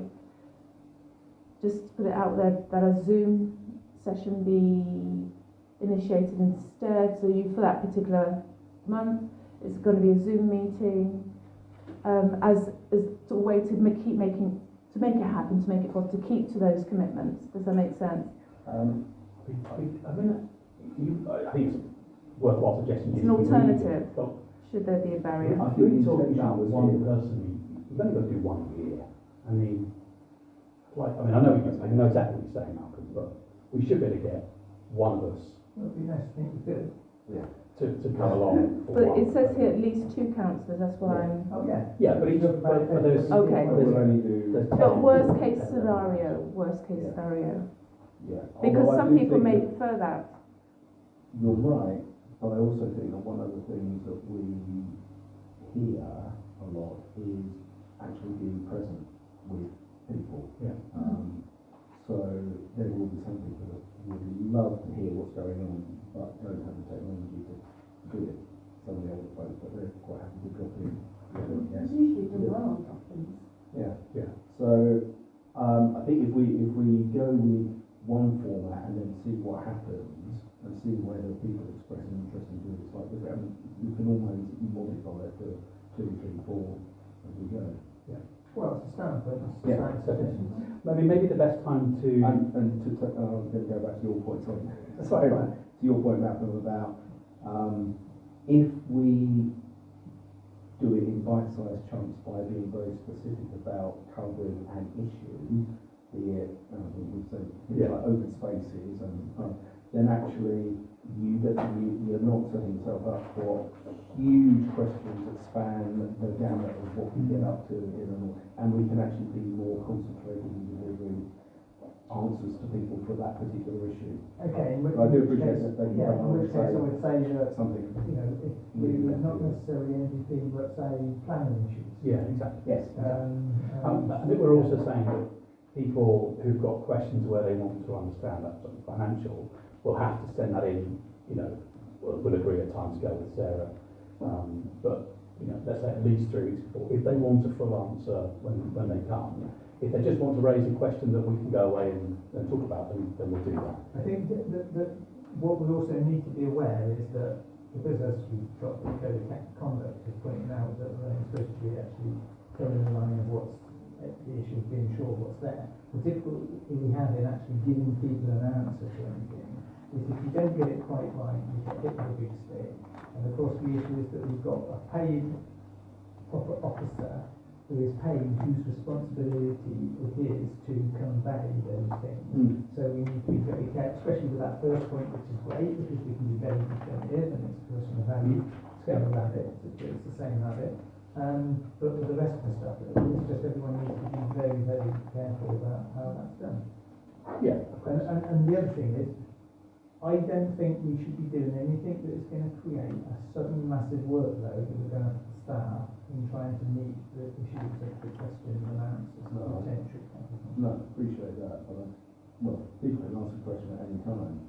Whether they ask more questions because there'll be more of these events, Yeah, I that's don't right, know. we don't know, we don't know. And we'll find out. In terms of setup and slide or whatever it is, I guess it will be down to the And what I would also say, sorry, just finish this. What I would also say is some of the other things on this recommendation, like project updates, how we spend money, who does what, I would hope to some degree will help people in this town to understand some things that perhaps they might feel they need to ask a question about, but perhaps that is a clear one. Yeah, they're very generic things, although I think that there might be more of an issue of, because I think somewhere you were talking about KPIs, which is probably not appropriate. It's probably not, really. No, it's just some ideas around, you know, if we're talking about the transport hub, what needs to happen next, where is it? Thanks very much. The monthly update will be very ambitious, Well, you know, particularly on the high street renovation Let's see. or renewal. Let's see. But hey, Well, I think yeah, we're we've going got to to have try to it. consult with people anyway about that reasonable. Well, we're shortage, having, you know, if so you had been at town last night, you would have heard that we're having community engagement events in early August. And that's the point we're doing, we're preparing that at the moment. So Okay, it'll be good. So my only other thought on the course of Yeah, that's any other, yeah, sure. Yeah, as a staff member and member of the public. The town council quarterly forum. Yes. So I think something similar came up earlier when you were talking about Retail Hall. And as was pointed out when you were talking about your grants, I think it's pointed out they have an open meeting, but you all want something in writing. So when this forum takes place, are you going to do something on paper, very similar to your quarterly same newsletter, which you did once, and then an update? Because as staff, if you have a forum, we will get asked what was said at the meeting. Well, we weren't at the meeting at the forum, we won't be there. So will you put something in paper that can be published, that we can say, yes, this is what happened, and it can be on the website, it can be on social media? Yeah, I think that was one of Jean's suggestions actually when we met in the working group. So yeah, I think that's a really good idea. Yeah. So the big Especially point is to come out. It was apt tonight, we were talking about Retail Hall. And again, anything that we say has to be caveated that our proper officer make sure that what is going on is Because actually we'll ask right. questions. Yeah, no, that's a great. Okay, It's a great so there's a starting point. My only other suggestion would be, and we can come back to you, would be that maybe the Saturday after the latest council meeting might make the most sense. There'll be some things to talk about. So that would be the 24th of September, so it would be whatever the weekend is after that. As long as the litter pick isn't before then, that'd be wedding fine. anniversary. Well, when are you planning to have your next meeting? We are meeting on the 9th. 9th of July. 9th of July. That's if Bob can join us. 28th of He might be in Westminster, but Oliver, right. are you happy with the 9th? Can you make the 9th of July? Well, Okay, that I is. will Came a check. chance. I'll Melbourne. Okay. It's a Tuesday. It is a Tuesday. We're meeting before the personnel meeting. 28th of September. Okay. Okay, so that could work. Thank you very much. Are we happy with that? May I just ask, what's KPI status? Key performance indicator. See, it's that key. But did you actually agree any, In terms of reference to those, I I don't think there's any initial recommendation that we need to consider other than. Well, other than that, we have They all, just make well, different, shall we yeah. say, I think we have all agreed that we'll crack on looking at, Yes, forums. the potential of the forum, yeah. We need that, yeah?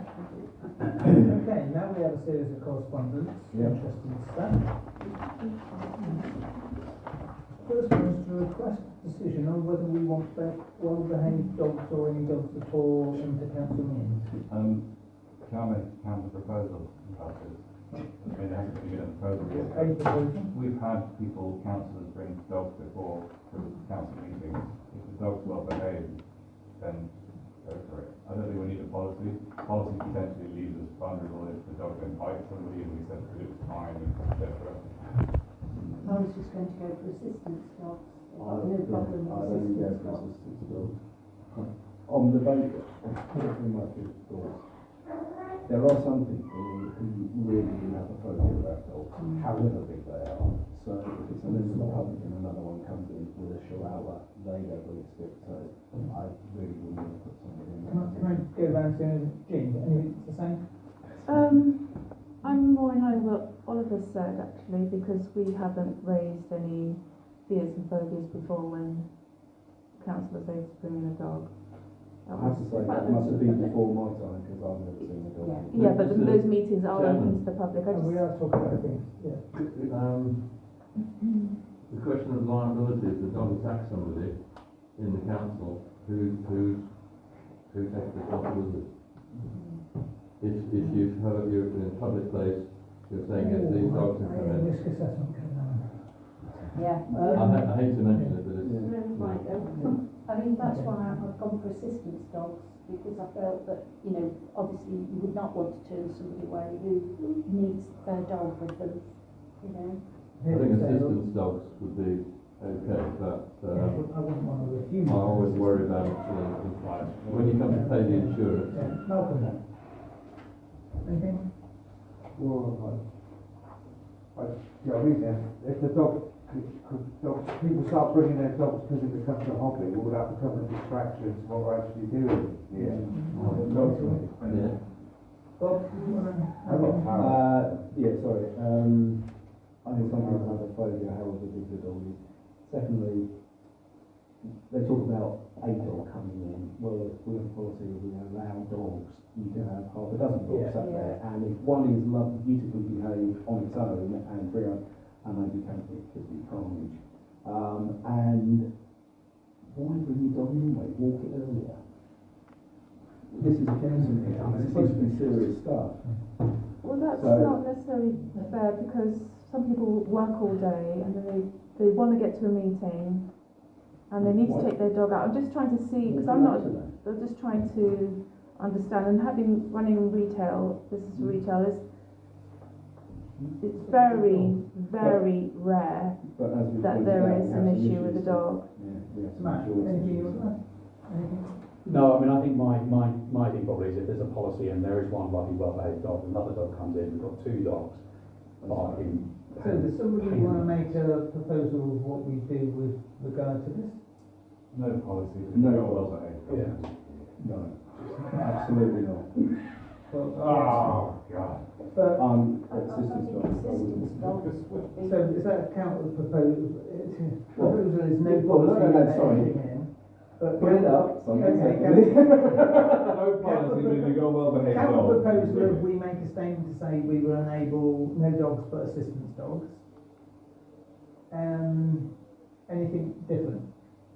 So we go with the second one. Eileen said assistance dogs, if needed only, just to make that as a statement. Anyone second that? Sorry, just, Started. Bob and Michael, which one of you? so what was the proposal? I'm trying to Assistance dogs only. To enable assistant dogs only, so no policy on dogs, but to say, make a statement to say that we allow assistant dogs. It's a general rule, isn't it? That's what most traders have. So who's in favour of that? Yeah. Anyone against?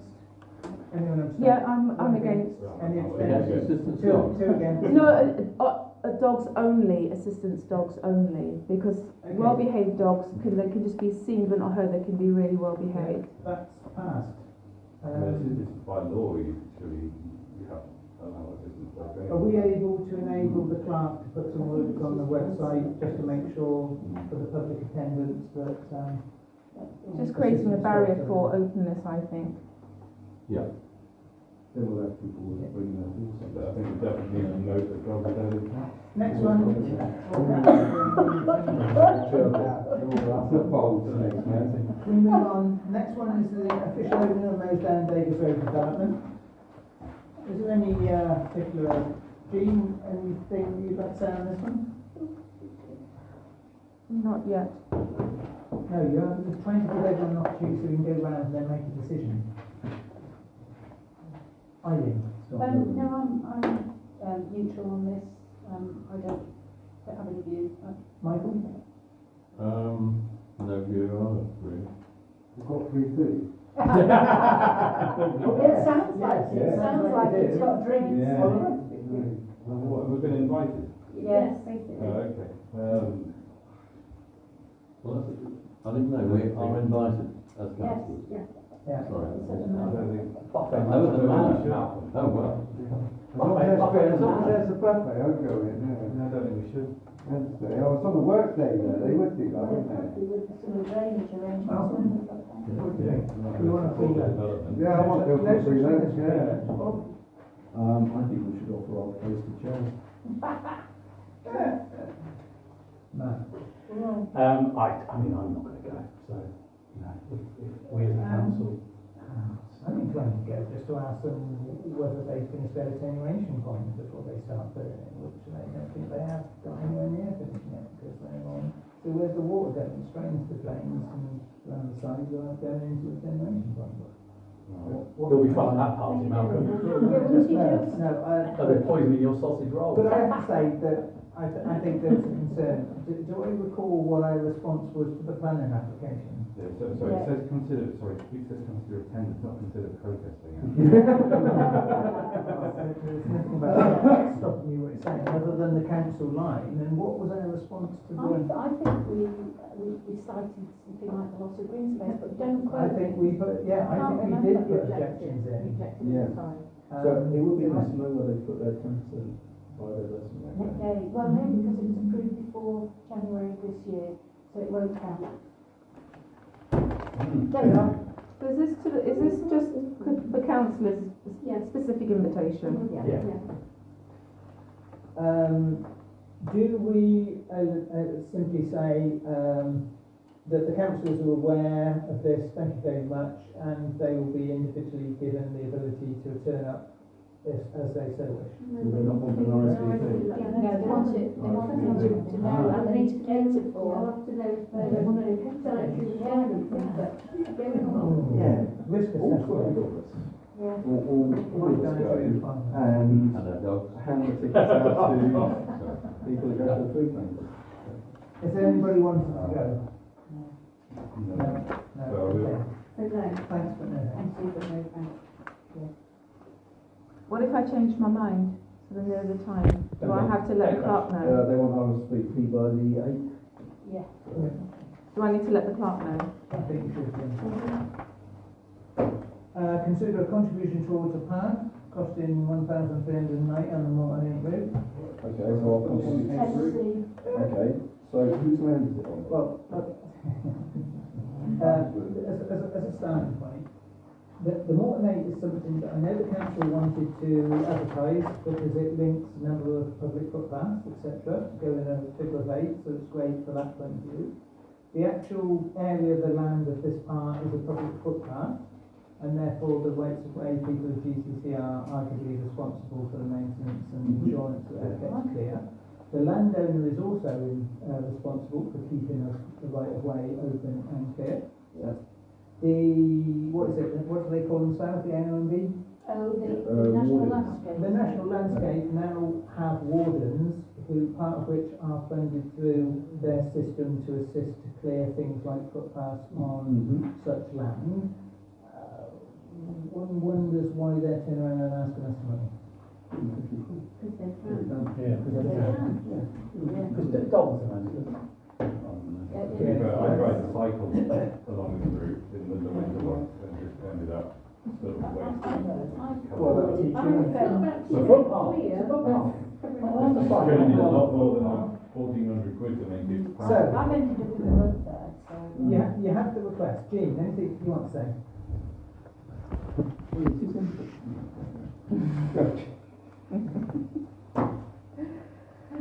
Not at this point. Yeah. Are you? No, if it is on Batsford land, then, but if it is a public right of way, then I think you're right, you know, that's the responsibility of the people. And it's outside our parish boundary. Yes, that's up. I think you'll find. I don't think that's like a parish boundary. Yeah, You're you allowed can. to. I know we are allowed to, I but. don't think No, it's in. Just inside. Did we not write about this? Did we not write about this in the past, asking them to do something? We Because we asked had a them to do- complaint. There was a question about potentially putting a bin somewhere at the end of something, wasn't there? Yes, and it was something about boots with, people Oh, with yeah. walkers and muddy boots Yeah. and. Because you put all the signs for the Moreton-in, so it might be on public land, but it's council, previous council, put all the signs out, the yellow signs. Yeah, that's identifying them. I don't mind giving, but they haven't asked us for grant donation. The problem is they've not asked us for a sum of money in our grant Well, I application, think have we they? need to know their finances and what their, exactly their, I wouldn't trust Why don't them. we send them a Their grant profit and loss accounts application and their and get them funding to, No, I think the project master. I think we do it this way. I think we offer them £50 as our because they're already asking for a contribution. They're not actually saying do it all. If we give them a £50, then we can start asking the question about when you're going to do it. Michael, is there anything you want to say? I think it's token donation, yes.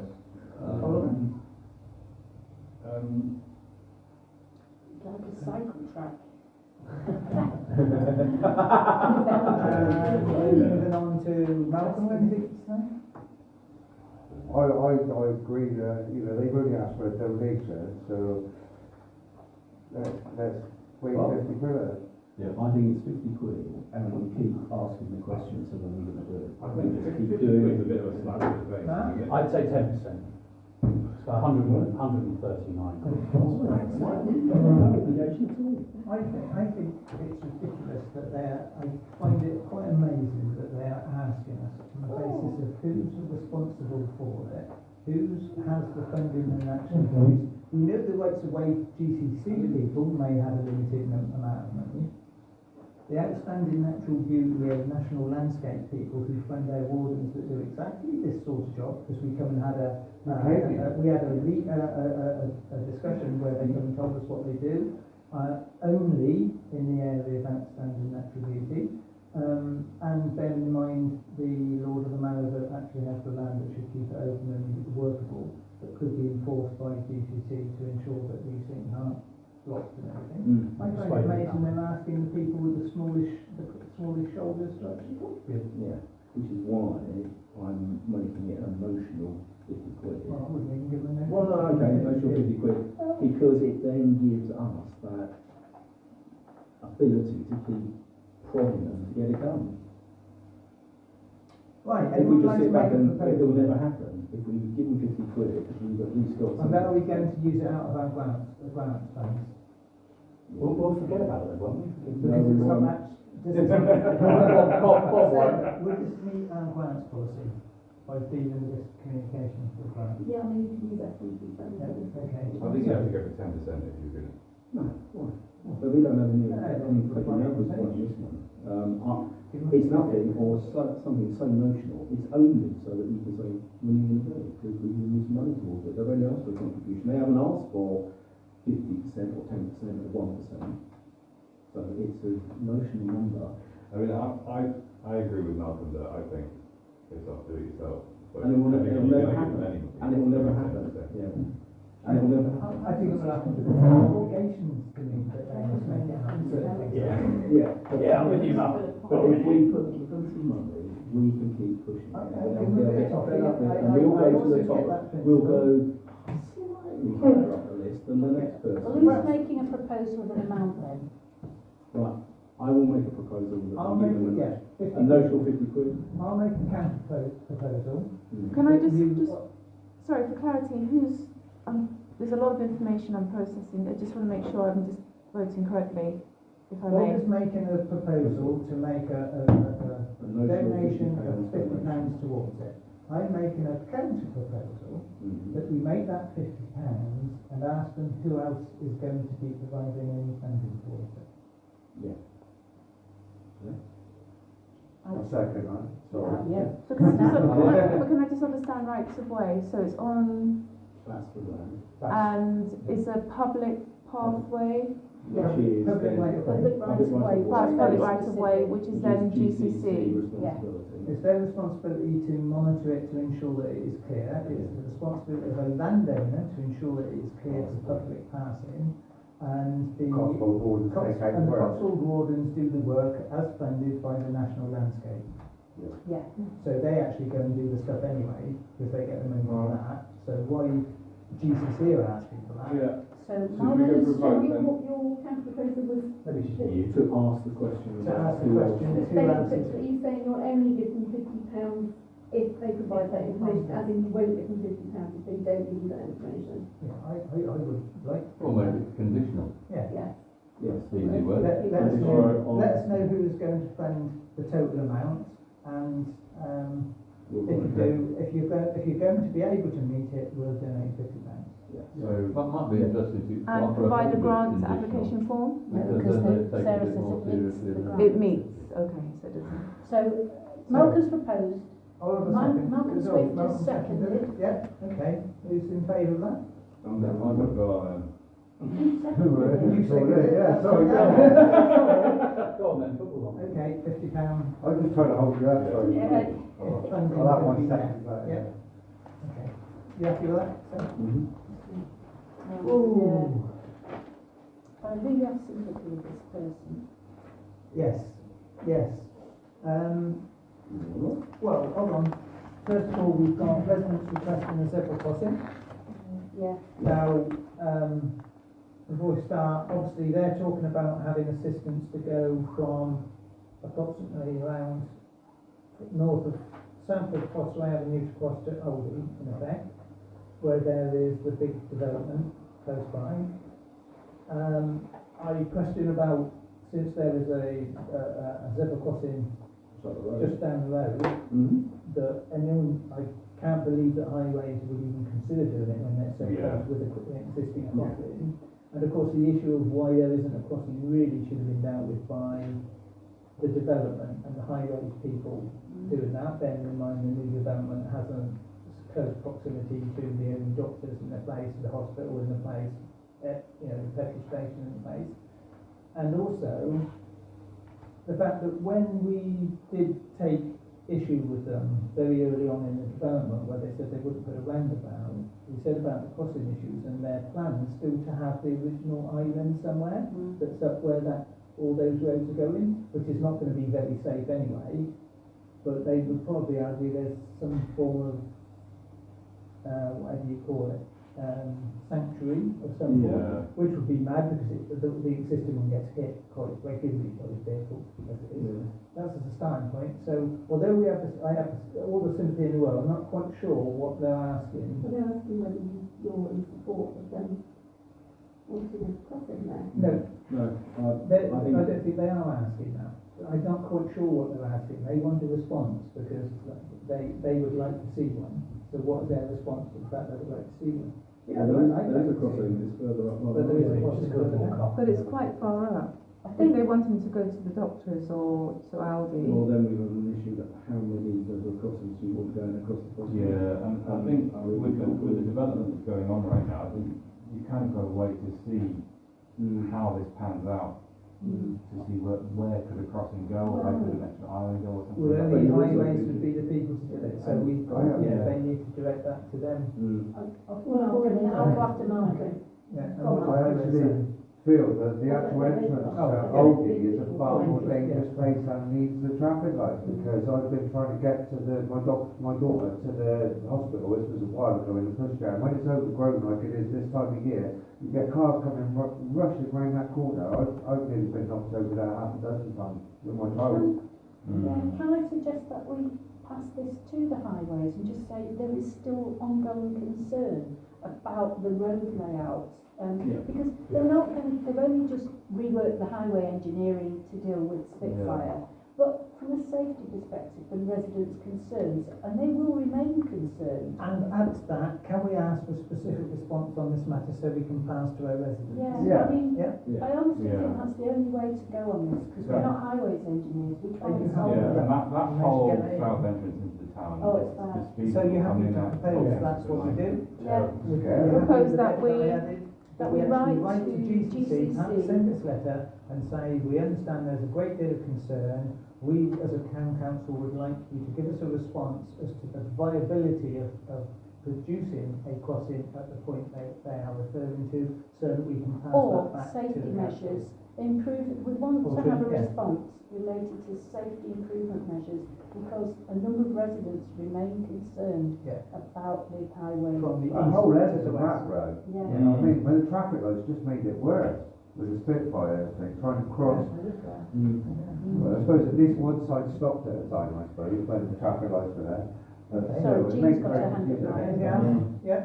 Yeah, I'm just thinking about the Community Speed Watch group, if they have any input to be able to, well, should we involve them with how we respond? Well, let's see how we get this Let's see if we can back. get a response out of them, because obviously if they start to question and start to dictate what they think is number of accidents and this sort of thing, we can then counter that and say, well, hold on a minute, Yeah.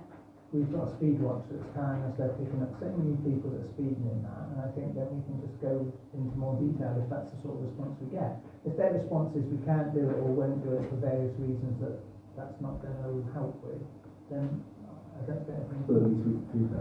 So feedback back, so the proposal is, have you got it, Sarah, or anything like it, that we write to GCC Highways? Yeah, I'll just provide a specific response that Highlight the it. resident about the viability and safety measures that give the area sort of main concern requested. Yeah. We're going to let the I'm happy resident to know second that's that, what yes. we've done. Yeah. We'll tell the resident that's what we're doing. Yeah. All those in favour? That's unanimous, thank you. Next, this is where we have the issue that we do have a problem, and I know that we had a discussion, informal chat with Darryl, who was obviously concerned, as he said earlier, about the situation.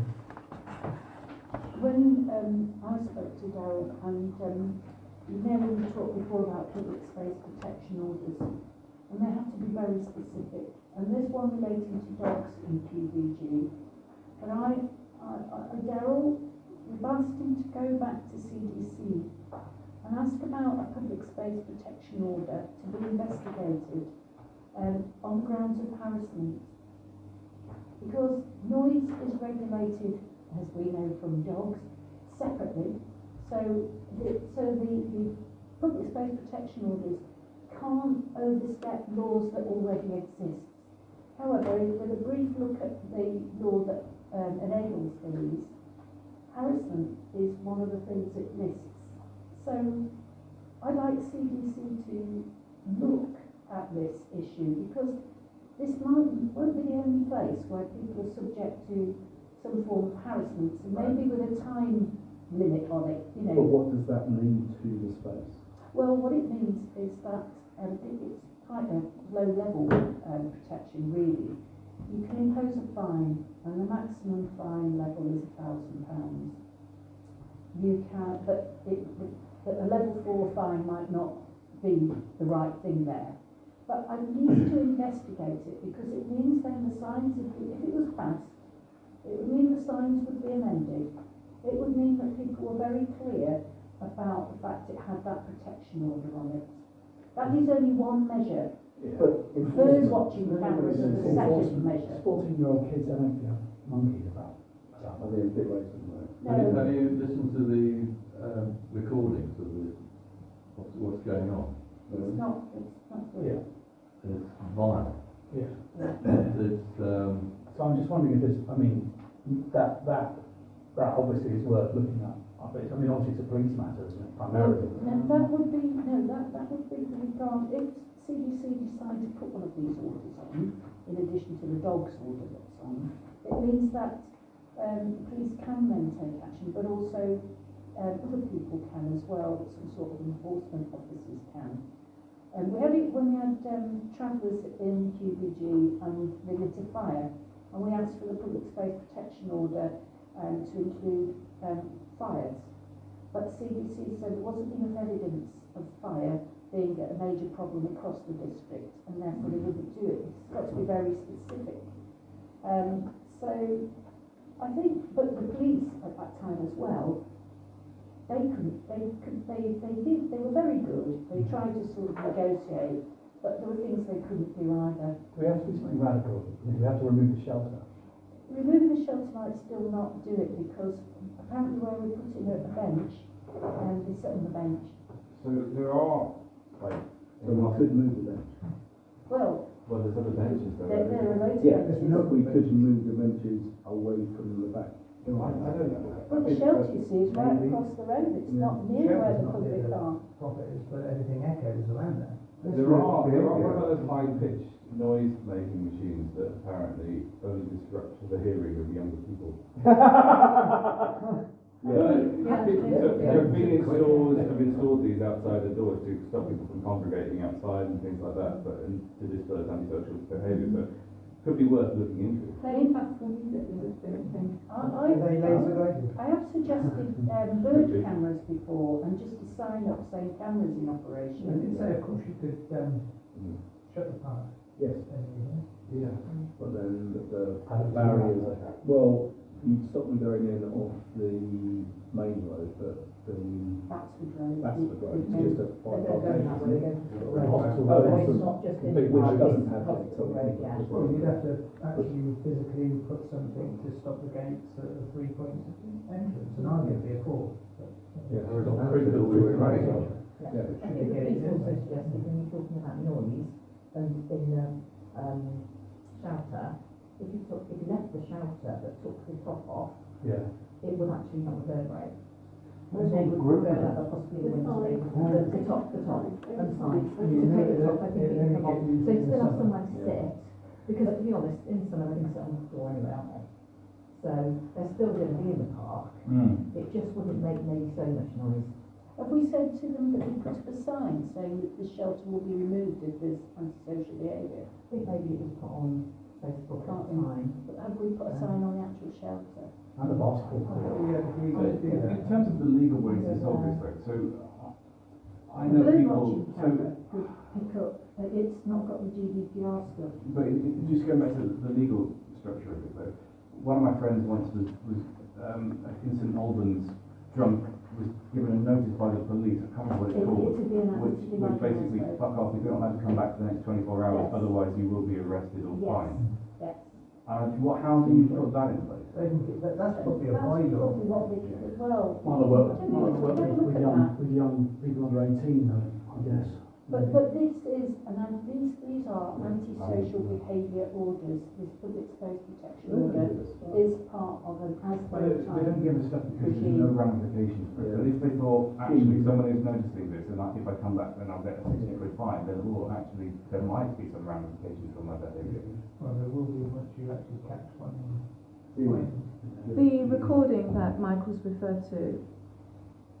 Sorry? You said you referred to. You said, "Have we heard the recording?" It's on the social media They're essential. for all of us to It's on next door, I think. It's vile.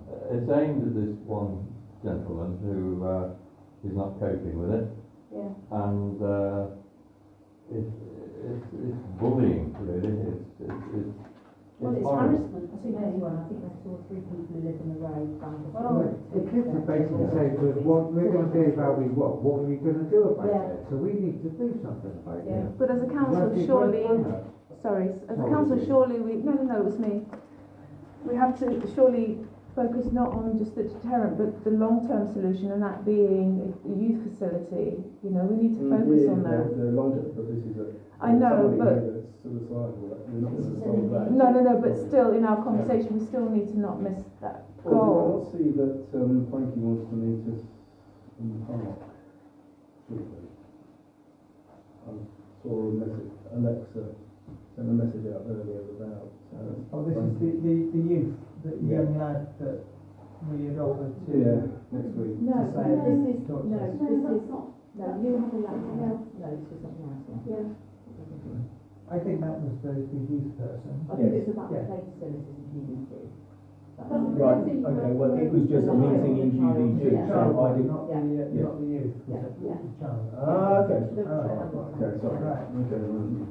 So that brings to mind, is the child or children been identified, and can we hear both sides of the story as well? There's only one side. How do you mean? The abuse is only on one side. Yeah, I think but we've the- had actually a copy of the recording sent to us at the council. Yeah. But could we hear from the family? Could we hear from the children involved? Is that possible? Just to be. I don't think they are. So that's what I'm trying to understand. 15 children. We don't know who they are. And sometimes the kids that turn up there don't come from around here. Yeah. I think the issue is as well that the nuisance log sheet is very interesting evidence as well. I mean, it's done all the right things. The evidence is what The longest letter actually gave the solution. Well, we better get some more police out here then, don't we? This is the second time we've had that from this gentleman, we've had it before. Yeah. Well, he's given us a solution, and it's not us, it's the police. Yeah, but I think we could try doing something. See, I'd Well, like to put But what I are we would going like to to do? see a couple of bird cameras in there, and I said it because of the play equipment first of all, Yes. and also for this issue. And once you put a sign up saying cameras in operation at the entrances to your park, it may make people think twice. Did we not vote on that? Was going to get a quote for some cameras. I never went as far as writing a paper for the bird cameras, but I believe that. Not the bird cameras, but there was something, because that was mentioned before by a resident. You were originally talking about putting up dummy cameras, weren't Yeah. you? And we were saying, well, actually, they'll trigger on very quickly that they're dummies. But if there is a way of putting real cameras up, And they're not which are- that expensive. which are They go to your phone. not have they're like GDPR a- connotation. like a trail camera Yeah. thing. Yeah. The trouble is he's got some same woman every morning showing her dog between 5:15 and 5:30. Yeah. I just think we've got to try and do something physical, because otherwise, we're not. I can move the shelter. I'm a big step. I'm not sure how much it the would- shelter. But that's like, but there's other kids there that are, there are other kids there that behave, that use the facility that aren't part of this group. Not when the group are there. I mean, from what I could gather, you need to go back through your correspondence and listen and read. It's frightening. This bloke's life is hell. Yeah. And if you get it's like in the school ground. If you get a few bullies all together, the meek and mild kids won't be around. They rule the roost, and that's what they're doing at the back of this bloke's house. remove the shelter without having to actually destroy it and get rid of it. Yeah. So you could, I mean, it'd be a Move big job, but Can you we could move potentially, it way up the so I other end think- or something? Brian said he could take top of it in the inside. the top of the your fence, inside, yes. Yeah, but if, we're If talking about you're removing all it in it, entirely, that's the thing. Or maybe the first Yeah. stage is to take the top off and the sides. Yeah. I mean, not even necessarily because it particularly. I mean, I don't know, but I think we need to do But that's on something. the We need to opposite show them. side. Yeah. That's the thing, it's far away from the houses. Yeah. That is where they are always congregated. Yeah. Like when I walk away They're from going close to his house, this is the thing. But I think he can hear them from the shelter, Yeah. though. I don't, I suppose that's. do you think the shelter amplifies it? Can I firstly suggest that the is written to the council, we know his name is there, we know where he is. I think the council should write back and acknowledge receipt of his letter, say that we're treating this very seriously, and we will contact the necessary authorities to see if we can ameliorate this position. We have done that. As long as we've written to him, he knows somebody cares. I've already contacted, I've We've already done that. I contacted haven't him. seen that. Do we, should we not be doing something similar to what we've just done? Send this correspondence to the police Yeah, and they've say, got it already. have they actually received all Well, of this? they haven't got all of it, so yes, I can send Yes. the So rest if of we it. say, look, council considered all of this stuff, even if it's again, we considered all of this, are very concerned that the prime responsibility for dealing with the issue of antisocial behaviour seems to rest with yourselves. Can we have an immediate response as to having suggestions as to how this can be dealt with and how we can assist that to be done? And ask them to tell us where they think we can help. The police have already looked into CCTV and they've also told them to try earplugs. Well, that's not. Police also suggested lighting. to Police also suggested lighting in the park. We asked them to suggest to us what they think is the answer to dealing with it, because it's their problem, and how we may be able to assist. And if they come back with stuff that's absolutely ridiculous, because it's not our problem to finance mega, shotgun towers to pick up people that do whatever, then Their previous reply to that, because we did that last year, and their previous reply was to remove the shelter, which council decided not to do at the time, and also to consider having a youth club, which I went back and said, well, there is one already, and then they said, well, can you consider doing a youth club on more days? are they going to manage? I'm inclined to say that why don't they, instead of saying they're doing extra patrols, why don't they assign us, or assign QVG, a couple of people, a couple of officers, for a set period? This guy's had the experience, you just go and sit there at a certain time. Do you pay them? But I'd actually like to be with them on that shout throughout the night. And I want to know more about what Oliver's talking about an ASBO being served on these people. That's what I'd like to see. I really would like to see. Not necessarily, it's not using ASBO. I think the impact But it's just a notice, it's the dispersal notice basically, to come back and we'll arrest you. See, the impact is on residents. I had a phone call, we were in the office the other day, telephone from the public, complaining there were 15 and 16-year-olds in the children's play area on the big piece of equipment, the tower, and on swings. And I said to her, okay, are they doing any damage? And she said, no, but they really should be in the children's play area. And I had to explain to her that big piece of equipment is up to 15, 16 years old. I play on that equipment. Yeah, right, I said, I can't get at that. But anyway, and I said, that's what it's put in there for older children. Yeah. And then she wanted to know why they were on the swings. And I said, I don't sit on the swings. But she really, I think she thought that we were going to go and police it and shut them out. So it's an impact. Yeah. Even though they weren't doing anything, it was just because they were older, the impact of everything on social media, they really don't want anybody over 10. Well, that's true. But So it's I the think impact there's of a it. big difference about 1 and 2 and 3 and 4 and 5 and 6 in the morning to being there during daylight hours. So assign The me a one thing you policeman, I'll go. can't do is the issue of finding the dog at 5 o'clock in the morning No. and someone shouting at them. No, Although you but can do you it, can. it's as much a aspect And as dogs. anyone else. You could ban dogs in the park. Indeed, but then, again, that's another option. Why don't we write, I think it's He's right, living write next to the door police. park. Well, hang on. If you shout at the dog, it was off the lead. It shouldn't be off the bloody lead in that park. No. Oh, right, well, that's... Why don't We could put the write? restrictions to say all dogs must stand lead, because I was there with the grandchildren and my missus stopped me from confronting some old guy who had his dog 50 yards away, catching the ball and then deciding to crap, but did he go and pick it up? Did he yell? Right, why don't we write to the police then, send them up the updated letters as a batch, as you say, ask them what they believe they can do over and above what they are already saying they're doing, but... No. I think we have to say that what they're already doing It's not enough, is not enough. Yeah. Because they will say we've ticked a box, And but they haven't solved the problem. And I'll volunteer to go out with them through the night, one night, Yeah. I don't care. Yeah. I think we need their recommendation. They are much more expert on this than we are. Yeah, So what would they recommend as best practice for us to do? yeah. And I still think we ought to pass it, so I shouldn't think they've seen the ex-policeman's comments, are they? I bet they haven't seen that. But it'd be nice. They'll hate that. But at the same That looks like time, work. at the same If you time, send I that. think we do have to go through the public space protection order potentially with Yes, I think the we do. CDC Yeah.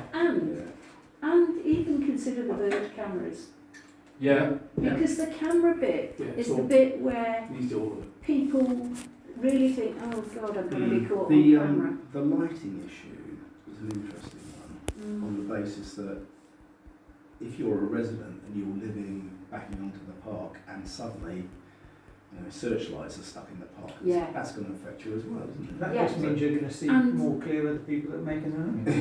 And the other thing is, you remember the low-level ones on the Carla open meadow that got vandalised.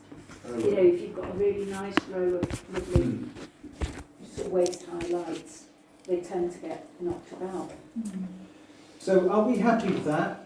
Are you happy to have made that proposal, Eileen? And are you clear with that, Sarah, or not? Can you? The bit about bird cameras, then what are we doing? Well, I'd have to write you a I think paper there's two. to, or could you Wait and investigate? see, I think. Because there's fairly good, reasonable ones online. We've got 5 minutes. Yeah, just get costs. Get costs. See if it's feasible, yeah. Yeah. So Eileen's proposing that, someone second that? I'll second it. Yeah, and can we let the person know that's what we've decided? So we're getting costs and Going to get costs. We're going to write to the police. We're Right going to to CDC to ask them to investigate applying public space protection public order. space protection order. Could you check with Brian as well if he could take the roof off? I know We can. we haven't. Yeah, I'm sure we can. Right, can we... Can I just and we'll bring it up at a future meeting. Mr. Chairman, because this apparently a will have letter to has gone to this fellow. When was that? Well, no, I A just while ago. emailed him. Just Yeah. email Sorry? us and I say. emailed him to acknowledge his email to us So can we update him so we'll... to say that we were Yes, talking about it at the right, meeting yeah. tonight. Yeah. We'll definitely tell you. What about, so I think those high-pitched anti-loitering, the high-frequency anti-loitering devices are worth looking at as well.